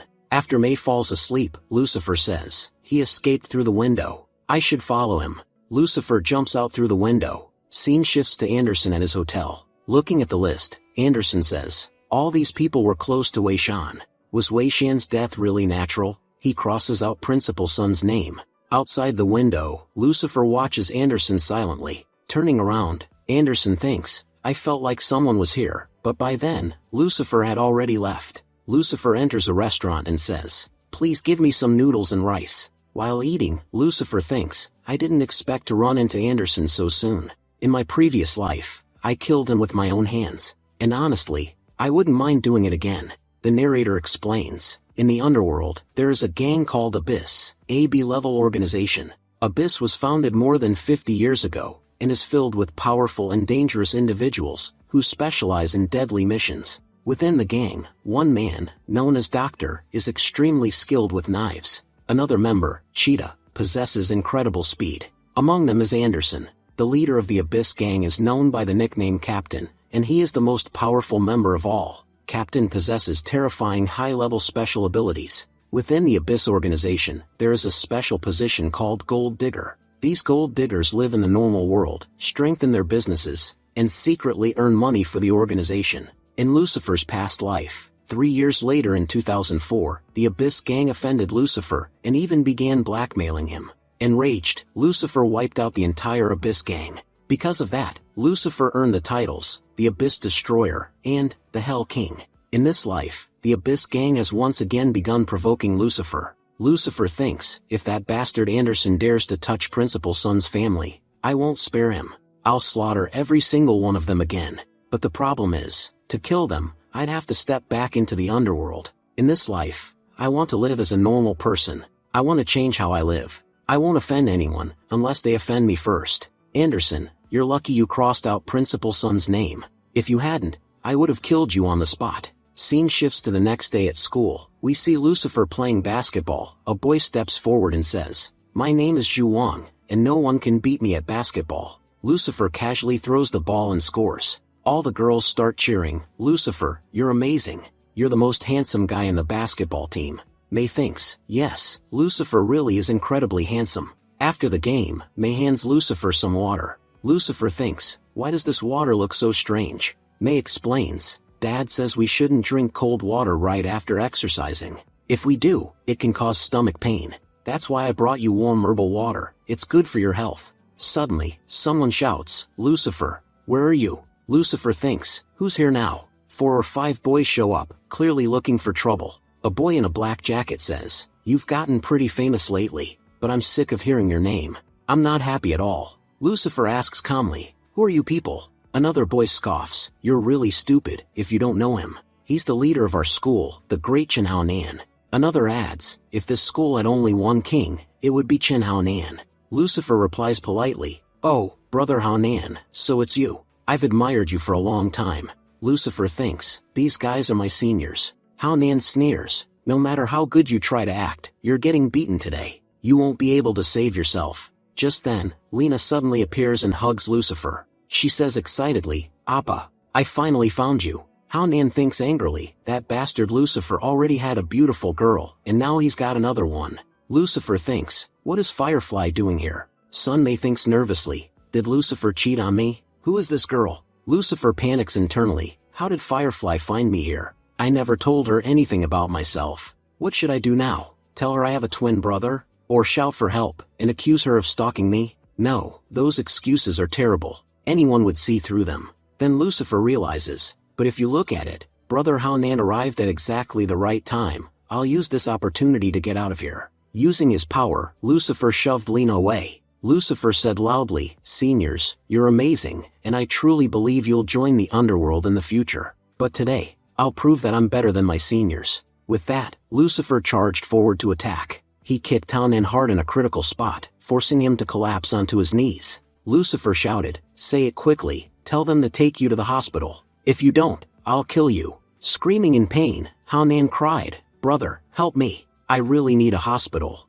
Lucifer grabbed Hao Nan and ran away with him.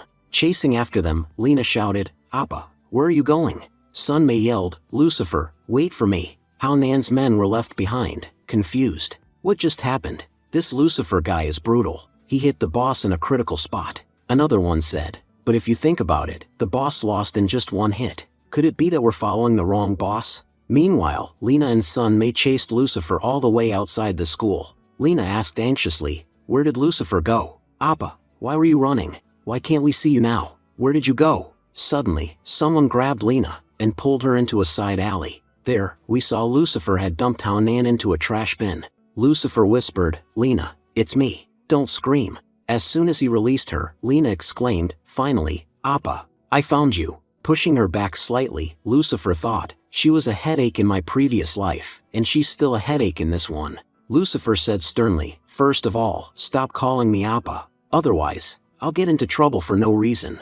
Now tell me, how did you find me? I never told you anything about myself." Lena replied, "There was some Chinese writing on your coat. I memorized it. When I decoded it, it showed your school name and your city. So I asked my mom to transfer me to the school, and that's how I came here. Earlier, my admission was being processed in the principal's office, when I heard noise from the playground. I saw you there, so I ran over." Lucifer sighed, "Because of you, I'll probably get scolded by the principal too. You don't want your Appa getting into trouble, right?" Lena nodded quickly. "Yes, you're right." Lucifer continued, "If you want to stay near me safely, you must follow some rules." Lena said obediently, "Yes, Appa, I'll do whatever you say." Lucifer said, "First, don't reveal that I came to Seoul, or that I helped your family." Lena thought excitedly, "Appa is just like a superhero, hiding his identity. I'm the only one in the world who knows his secret. Second, we'll need to slightly change the story of how we met. I can't speak Korean openly in front of everyone,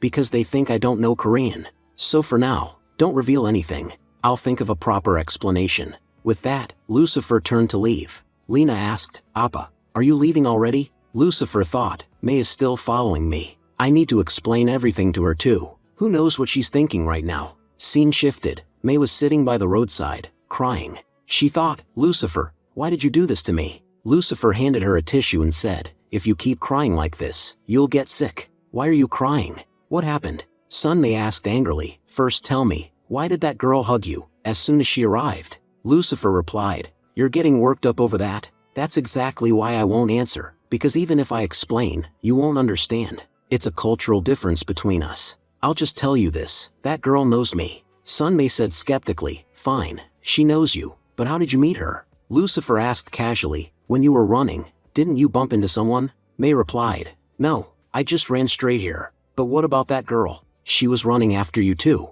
Did she catch up to you?" Lucifer answered, "No, I didn't see her. She probably ran somewhere else." Mei snapped, "Do you think I'm a child? I asked you a question, and you dodged it. Answer me properly. How do you know that girl?" Lucifer thought, "She's stubborn. She won't let this go without an answer." Just then, Mr. Liu appeared and said, "Lucifer, I finally found you. At least everyone is safe. But why did you leave the school, without telling anyone? Come with me, the director is very angry." Scene shifts to Director Feng's office. Director Feng was scolding Hao Nan's men. "At such a young age, what have you all become? Do you even realize how dangerous your actions are? If you continue like this, you'll destroy your future, and you may even become criminals. When you enter society, will you walk in holding knives and guns? What do you think people will say about the school you graduated from?" Mr. Liu said, "Director Feng, I've brought Lucifer here." Director Feng thought to himself, "I still haven't forgotten what this kid did in Yangian, and now he's caused trouble again."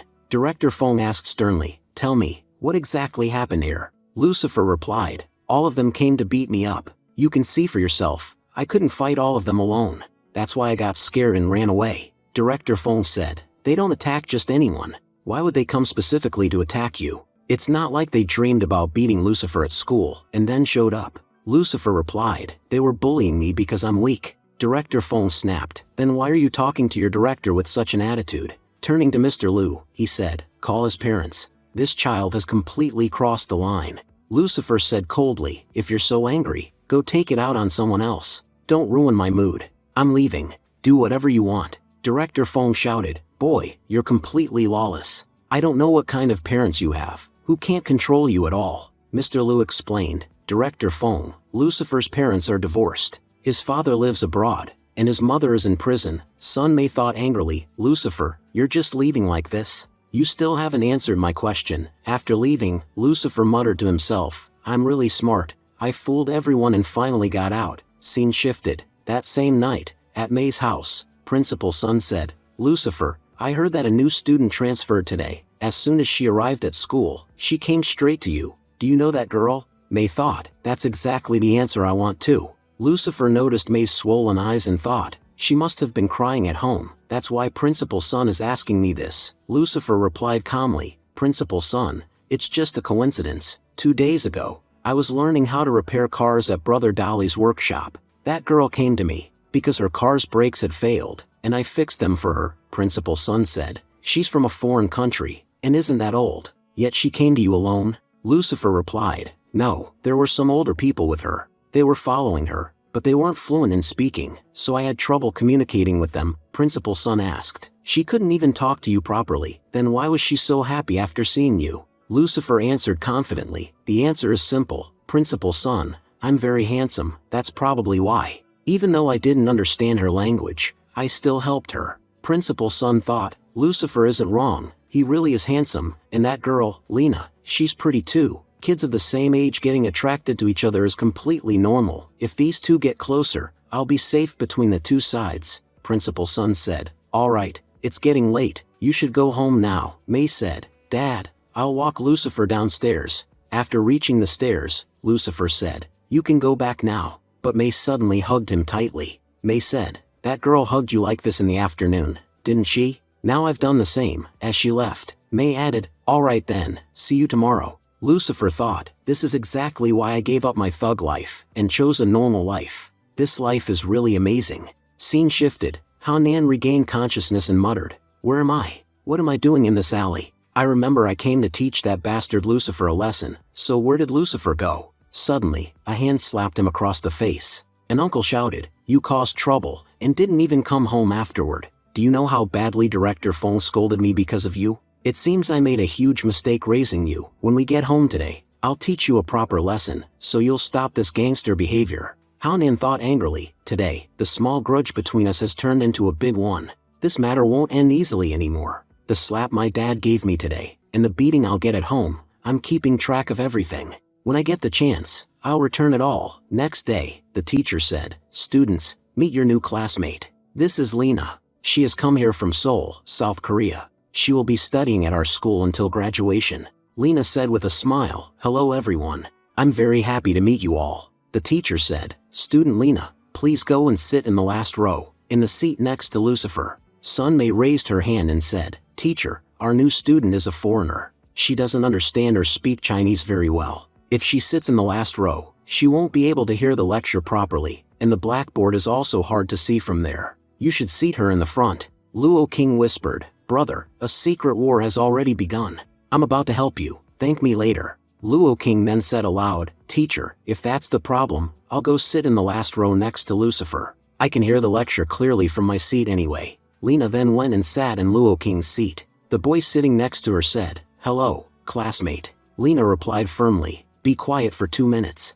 She then opened her toolbox and began praying to the heavenly Tao. The boy with glasses whispered, isn't this girl a bit strange? Luo King replied, you should respect her religious beliefs. Lucifer thought to himself, I told her about the heavenly Tao, and now she's actually praying to it. Soon, it was lunchtime. Lucifer was sitting in the cafeteria eating. Lucifer said, the menu said we'd get chicken, but there's no chicken here. Mei came and sat next to him and said, you know, I brought fresh chicken wings from home. Dad said not to eat too much cafeteria food. They don't even wash the rice properly. As Lucifer ate the chicken wings Mei gave him, he said, thank you. Just then, Mei's friend came over and said, what are you doing here? Come eat lunch with us. At that moment, Lena walked up to Lucifer and said excitedly, Appa, you're here. What are you eating? It looks really delicious. Lucifer replied, there's fried chicken inside this bun. Lena said eagerly, I want to eat this too. She opened her mouth and said, "Feed me." Seeing this, Sunmay became extremely angry. Lucifer thought, "This girl is trying to get me killed." Lena grabbed Lucifer and said, "Appa, what's wrong? I only want one bite. Please don't act like this with me." Lucifer thought, "What are you doing?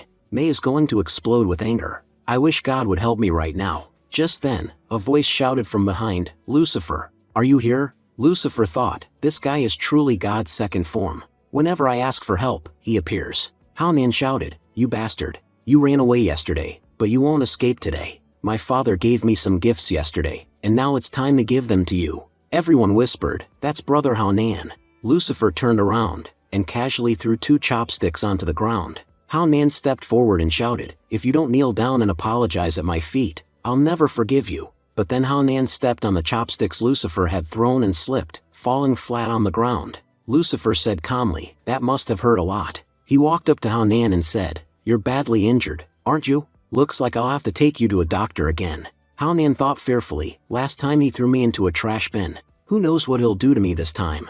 Terrified, Haonan said, "I don't need a doctor." Lucifer replied, "I can't just leave you in pain." He lifted Haonan and said, "Come on, I'll take you to the doctor." Haonan thought miserably, "My life was going so well before. I don't know what cursed moment it was, when I offended this bastard. I used to be a terrifying presence in front of everyone, but now I've become a complete joke in front of the whole class. My underworld career has been destroyed by this guy." Scene shifted. We are shown a scene at sea near Seoul. Anderson said, "It's possible that number 4's body is in there. My investigation has progressed quite far. As soon as I get results, I'll inform you." "No, don't worry. There's no need for revenge. That guy was just one of our gold diggers. But it's very important to know who's doing this against us. What if it's the same person killing all our gold diggers? If that's the case, we'll have to teach him a lesson." Just then, a body surfaced from the water. It was Haju. Scene shifts to Lucifer. Lucifer said, "Principal Sun, these days the reason I skip class has become your daughter. Whenever I enter class, it doesn't feel like a normal classroom anymore. It feels like a battlefield. I'm very hungry right now, so I'm going to the black market to eat pancakes." But as soon as he reached Dolly's shop at the black market, he was shocked. From the shop gate to the inside, everything had been destroyed. Lucifer muttered, "Something definitely went wrong here." He entered the restaurant across the street and asked, "Brother, can you tell me what happened to the shop across the road?" The man replied, "Did you come to buy a bike or a cycle? You don't need to wait for those people anymore. Early this morning, some guys beat them up and kidnapped them. It's said that the one who took them was Lee Kinchan. If Dolly really fell into Kinchan's hands, he won't survive. If Dolly doesn't return alive, just understand that he was taken by Kinchan.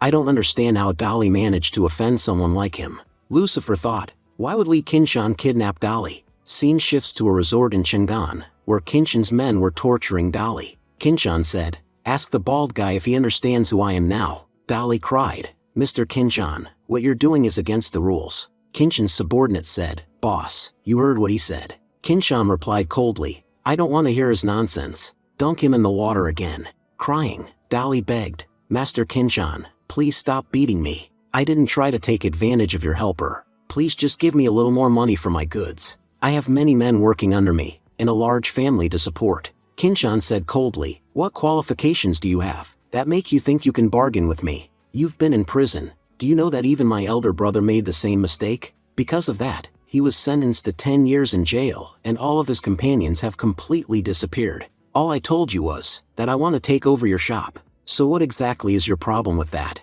Just then, Lucifer kicked the gate open and walked in. Lucifer said calmly, "Looks like I arrived right on time." Kinchan frowned and said, "Who is this guy, and where did he come from? In the last few years, no one has had the guts to beat my men right in front of my own gate." Lucifer replied, "Not only will your men get beaten today, so will you. We're not going to waste time talking nonsense. I'll talk to you after I'm done dealing with your men." Kinchan shouted, "Attack him! Kill this guy!" As Lucifer beat Kinchan's men, he said, "Looks like you still don't understand what I'm saying." He continued beating them, and even started throwing them in water. Panicking, Kinchan said, "My friend, there's no need to kill my men.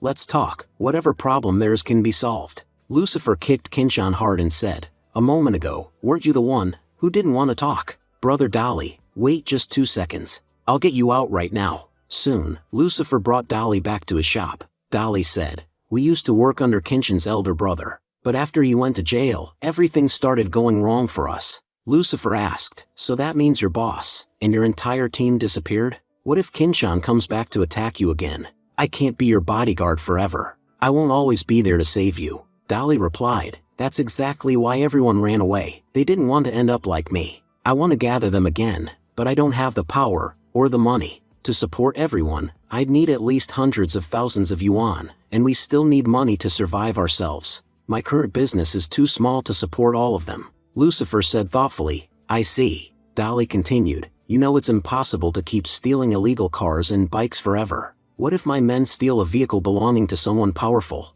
That day would bring a massive inspection, and I'd end up in jail. That's why this year, I've been talking to an electric vehicle agent. I want to open a small dealership. I know vehicles very well, so this business might work. And if it succeeds, I can give all my brothers proper jobs. Lucifer thought to himself, in just 2 years, the electric vehicle market will explode. In the future, everyone will prefer electric vehicles. The government will soon start offering heavy subsidies. Most importantly, even big cities don't yet have electric vehicle dealerships. Opening the first one in the city would be a very smart move. Dolly may look foolish, but his mind works fast. He might actually achieve something big in the future. Lucifer asked, if I give you 500,000 yuan, will your business succeed? Dolly replied excitedly, that's more than enough. I also have about 200,000 yuan in savings. With that money, I can open a proper dealership and negotiate with the agent. If I open the agency, my old boss might even come back. That alone would benefit me greatly. Kinshan would never dare attack me again, and everything could return to normal. Lucifer said, all right, I'll give you the money tomorrow. Dolly said emotionally, brother, thank you so much. You've invested so much in my business. I'll give you shares in my company. You'll be the real boss. Lucifer replied firmly, I'm not giving you this money as an investment. Think of it as a loan. When you have the money later, just pay me back. Tears streamed down Dolly's face as he said, my parents have never done this much for me. I don't know how I'll ever repay you in this life. I promise, I'll be loyal to you for life. Lucifer frowned and said, you don't need to do all that. If you keep acting like this, I'll beat you right now. Scene shifts to school. A white-haired guy approached Lena and said, do you remember? We were together during the biology experiment today. I wrote a letter for you. Lena asked bluntly, do you like me? She took the letter and tore it apart. I don't like you at all. Luo King sighed, in today's world, love is very difficult. Everywhere you look, you find broken hearts. Sun Mei, if you want to win Lucifer over, you'll have to work very hard. Everyone knows that this girl is chasing after Lucifer. Sun Mei replied confidently, it doesn't matter to me. No matter how much she chases Lucifer, Lucifer isn't chasing her. Right now, she probably doesn't even know where Lucifer is. But I do, and that's the difference between us. Mei walked up to Lucifer. Lucifer asked, Mei, what are you doing here? Smiling, Mei replied, my dad said you work part-time here, and since you've started skipping regular classes, I figured I'd have to meet you here. Lucifer thought, she came all this way, just to see me. She must have ridden her bicycle for at least an hour. This place is far from the Jingling district, and it's winter. Coming here in the evening is a big deal. Lucifer said to Dolly, brother Dolly, can you bring me a coat, or something warm? Dolly replied, wait a second, I'll get it. Lucifer held Mei's hand and said, you'll catch a cold. You didn't need to come all the way here. Mei replied softly, I'm not cold. Dolly returned with a coat and said, brother, I have a coat I've never worn. It'll be perfect for her. By the way, may I know who this little sister is? Lucifer replied, her name is Sun Mei. She's Principal Sun's daughter. Dolly finally understood, so that's why brother Lucifer was helping Principal Sunday. The real reason is his daughter. As Lucifer helped Mei put on the jacket, he said, wear this, or you'll catch a cold. Dolly said, I have some work to do, so I'll leave now. Lucifer gently pinched Mei's cheek and said, come on, I'll walk you home. Mei thought happily, this is exactly why I came here. I know Lena is after Lucifer, so I have to stay by Lucifer's side. The scene shifts to Lena's house. We see Lena's mother returning home. As she enters, she says to herself, I've taken over my husband's company, but managing it is extremely difficult. I need to put aside my emotional weaknesses and become strong. Just then, a voice speaks from the side. Miss Jiang, you're finally back. Lena's mother asks sharply, who are you? The man replies, my name is Anderson. The reason I'm here is very simple. I haven't come to do anything bad. I just want to ask you a few simple questions, and you'll need to answer them. Miss Jiang says coldly, I don't care who you are. Leave my house immediately, or I'll call my bodyguards. Anderson smiles and says, I thought you'd cooperate, but it seems you're not in the mood. Well, that's fine. I have a very effective way of getting the truth without a fight. I apologize in advance, but my next move is going to hurt a little. Just then, a woman steps out from behind Miss Jiang and says calmly, Don't worry, we'll finish our work very quickly. An hour later, Anderson says thoughtfully, This is really impressive. I didn't expect things to be this complicated. A few days ago, Haju and some others teamed up and killed Miss Jiang's husband. They even came here to kill her as well. When they were just about to succeed, a boy suddenly appeared and saved them. To win that boy's favor, their daughter transferred schools and went to China. The most interesting part is that she enrolled in the same school, where Sun Xingli works as a teacher. And that's also where our number 16, Wei Shan, died. Now it feels like all the pieces are coming together. I think I've seen that boy before. He once came to Sun Xingli's house with her daughter. Then Anderson says, We should leave. The woman beside him asks, What about this place? Anderson replies, Until we find a suitable gold digger, we'll temporarily take over Haju's property. Once we find someone new to manage everything, things will stabilize. And remember, handle Miss Jiang carefully. If possible, erase her memory. She must never find out that we were here. The scene shifts again. We now see Lucifer and Freya walking together. Freya says cheerfully, Brother, am I your puppy? When a cute dog owner takes their dog for a walk, all the girls love them. You walked me through 10 streets, and already 53 sisters have given you their phone numbers. So basically, I'm acting like your puppy, right? Lucifer panics and says, You're only 5 years old. Who taught a little kid like you all this nonsense? Freya replies innocently, My kindergarten friend said she has 8 boyfriends, and that it's an awesome thing. Lucifer thinks to himself, When my friends and I were 5, we could barely put on our pants properly. And these kids already have 8 boyfriends? This generation is changing way too fast. I really need to teach my sister that having boyfriends isn't a good thing, or she'll bring one home someday. Just then, Lena appears and says, Appa, what are you doing here? Is this little girl your sister? My classmates told me, you have a really cute little sister. Lucifer says reassuringly, Freya, don't be scared. She's your brother's friend. Lena sits down and says brightly, Hello, my name is Lena. I'm going to be your brother's future wife. Get used to me, because we'll be living together in the future. Freya replies, Hello, my name is Freya. Lena continues, I'm 16 years old. My zodiac sign is Leo, and I strongly believe in heavenly Tao. Freya says proudly, I'm 5 years old. My zodiac sign is Scorpio, and I believe in Mother Nature. Lena laughs and says, I call your brother Appa. He's the head of our family. Freya nods seriously, yes, that's right. He's the biggest one in our family. Lucifer thinks nervously, why do these two feel so similar? I need to protect Freya from Lena, or they'll end up exactly the same. Later, we see Lena arrive at Lucifer's house. Lena asks Freya kindly, Freya, would you like to eat this? I'm sure you'll love it. Then she looks at Lucifer and says teasingly, so this is the hot dog you made, right? You know, this food is very popular in Korea. People usually make it for their loved ones. So, what should I take that to mean? Lucifer doesn't respond. Lena thinks to herself with a smile, wow, he's really hard to win. Lena says, Appa, you told me not to use curse words, right? So to improve my habits, I started practicing tongue twisters. And you know what? I practiced them very hard every single day. Lucifer thinks to himself, learning a new language this fast is already impressive, and on top of that, she's learning tongue twisters in our language. That's amazing.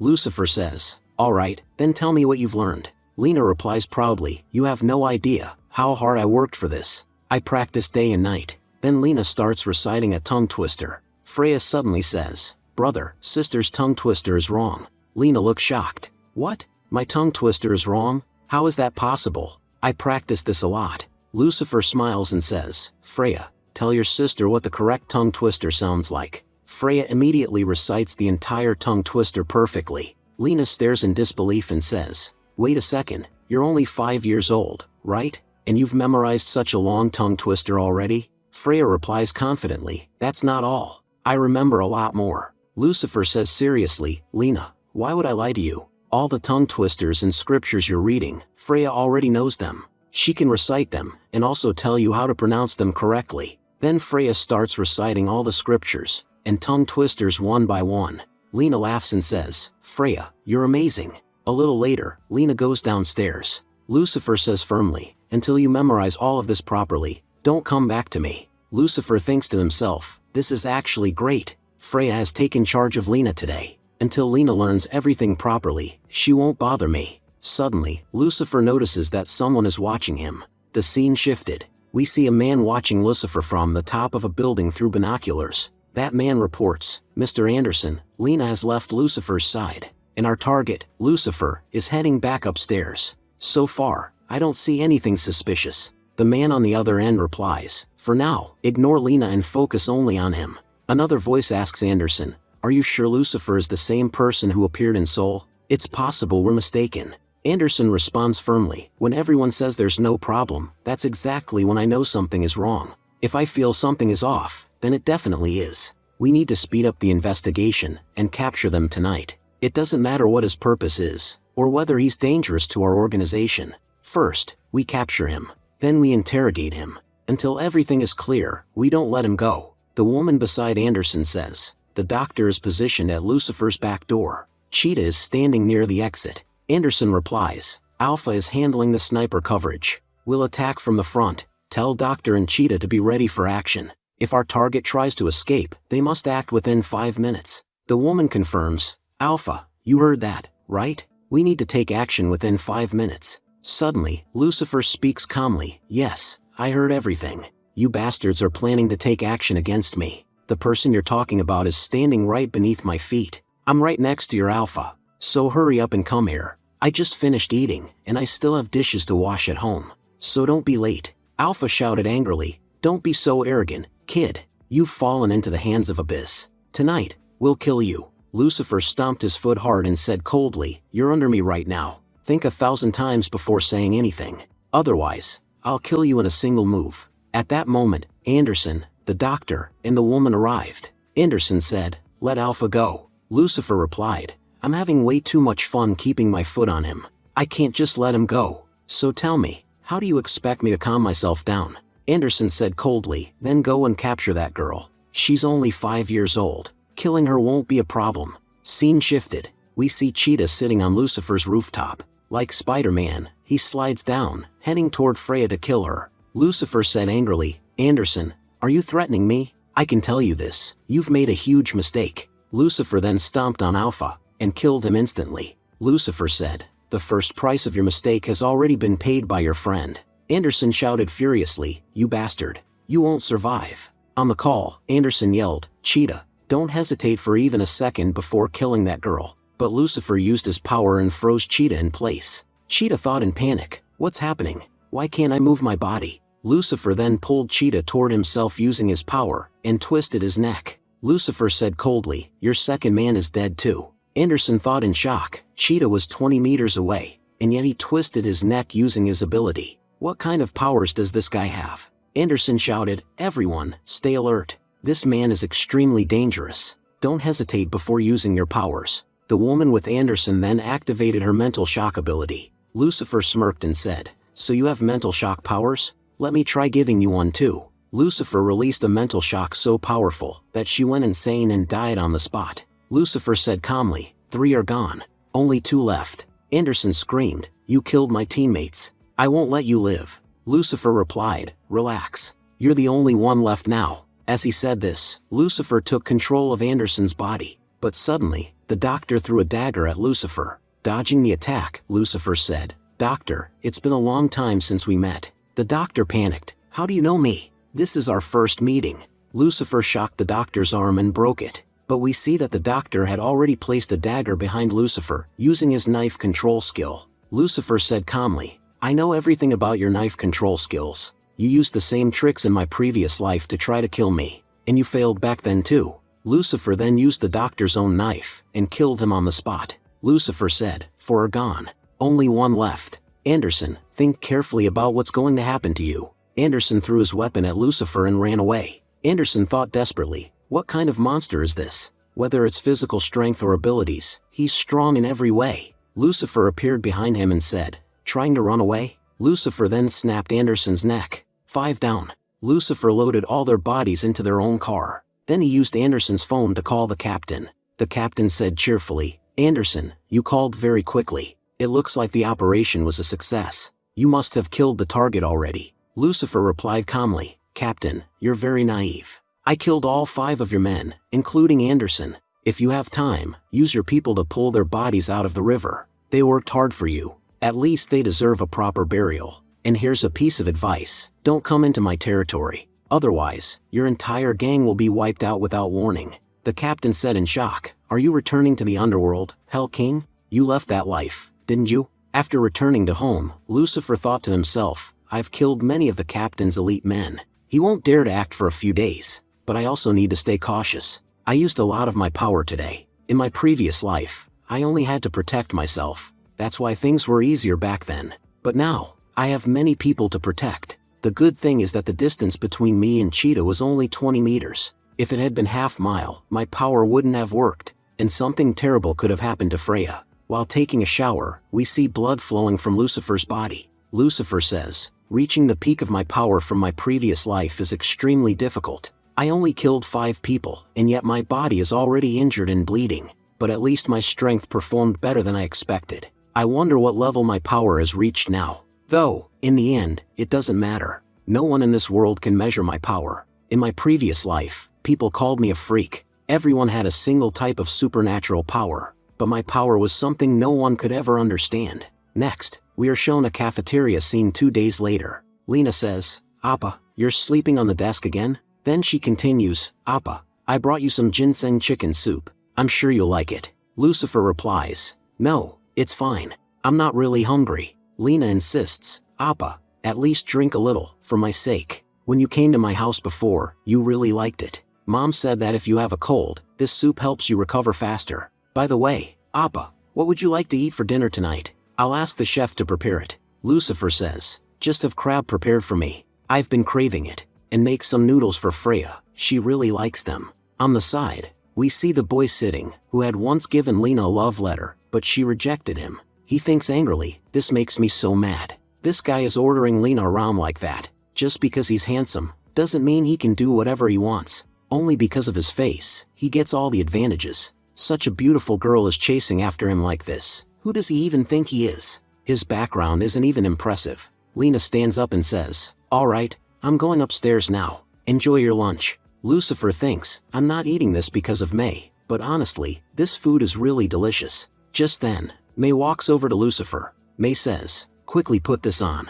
You've been coughing badly for the past 2 days. It's already very cold outside, and you're bound to get sick. And why wouldn't you? You keep walking around all day wearing such a thin jacket. Wear this thick jacket, it's much better for you. Lucifer replies, May, did you bring your dad's sweater for me? Does your dad know about this? May says casually, Dad has plenty of sweaters at home. If I take one, he won't even notice. Hurry up and put it on. Lucifer thinks, this sweater is a bit old-fashioned. That's why I wear this jacket. It looks much cooler. May, almost crying, says, So you won't wear the things I give you, but you'll drink the chicken soup someone else gave you? Lucifer quickly responds, Why are you saying that? I'll wear it right now. Lucifer puts on the sweater. May then asks, Lucifer, should I talk to the teacher, so you can take a few days off? You really don't look well. Lucifer thinks for a moment and says, If I calculate the timing, I still have some things left to do. Then Lucifer explains, May, you know I work with Brother Dolly, right?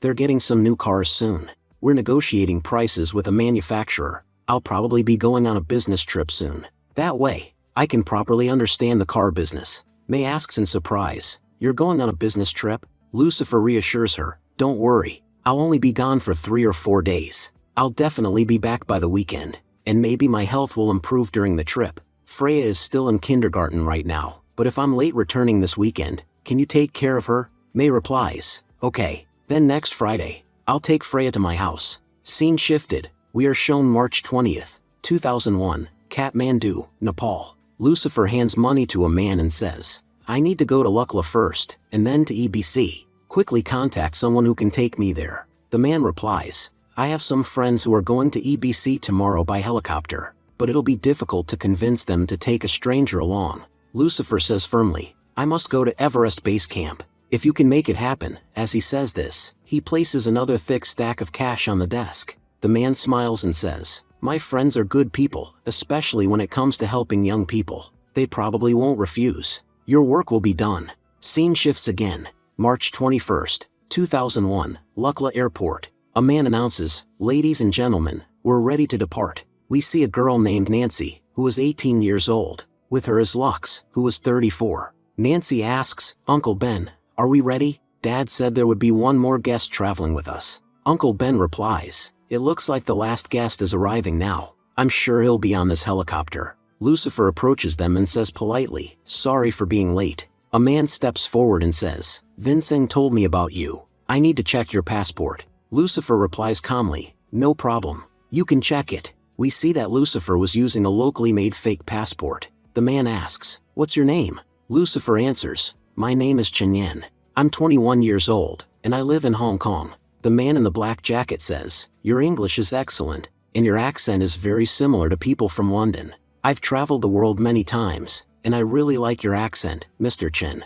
It's a pleasure to meet you. I hope we'll enjoy traveling together. But I should tell you, you only paid for the flight. If anything happens to you along the way, we won't be responsible. Once we land at Everest Base Camp, our partnership ends." Lux observes Lucifer and thinks, he must be a complete beginner. Experienced climbers wouldn't waste their battery like this. He's been listening to music non-stop since he arrived. Charging batteries at EBC isn't easy, it costs a lot. He's very slim and handsome, but he doesn't look like someone who's ever climbed before. I think he's just here for fun. He'll only watch others climb. He won't be able to climb himself. He doesn't understand how dangerous Mount Everest really is. He's foolish, but also strangely calm. Lucifer suddenly says, "Hello, miss. You look familiar. I feel like I've seen you somewhere before. By the way, is your nickname Hummingbird?" What happens next will be revealed in the next episode. Thank you for watching and stay tuned.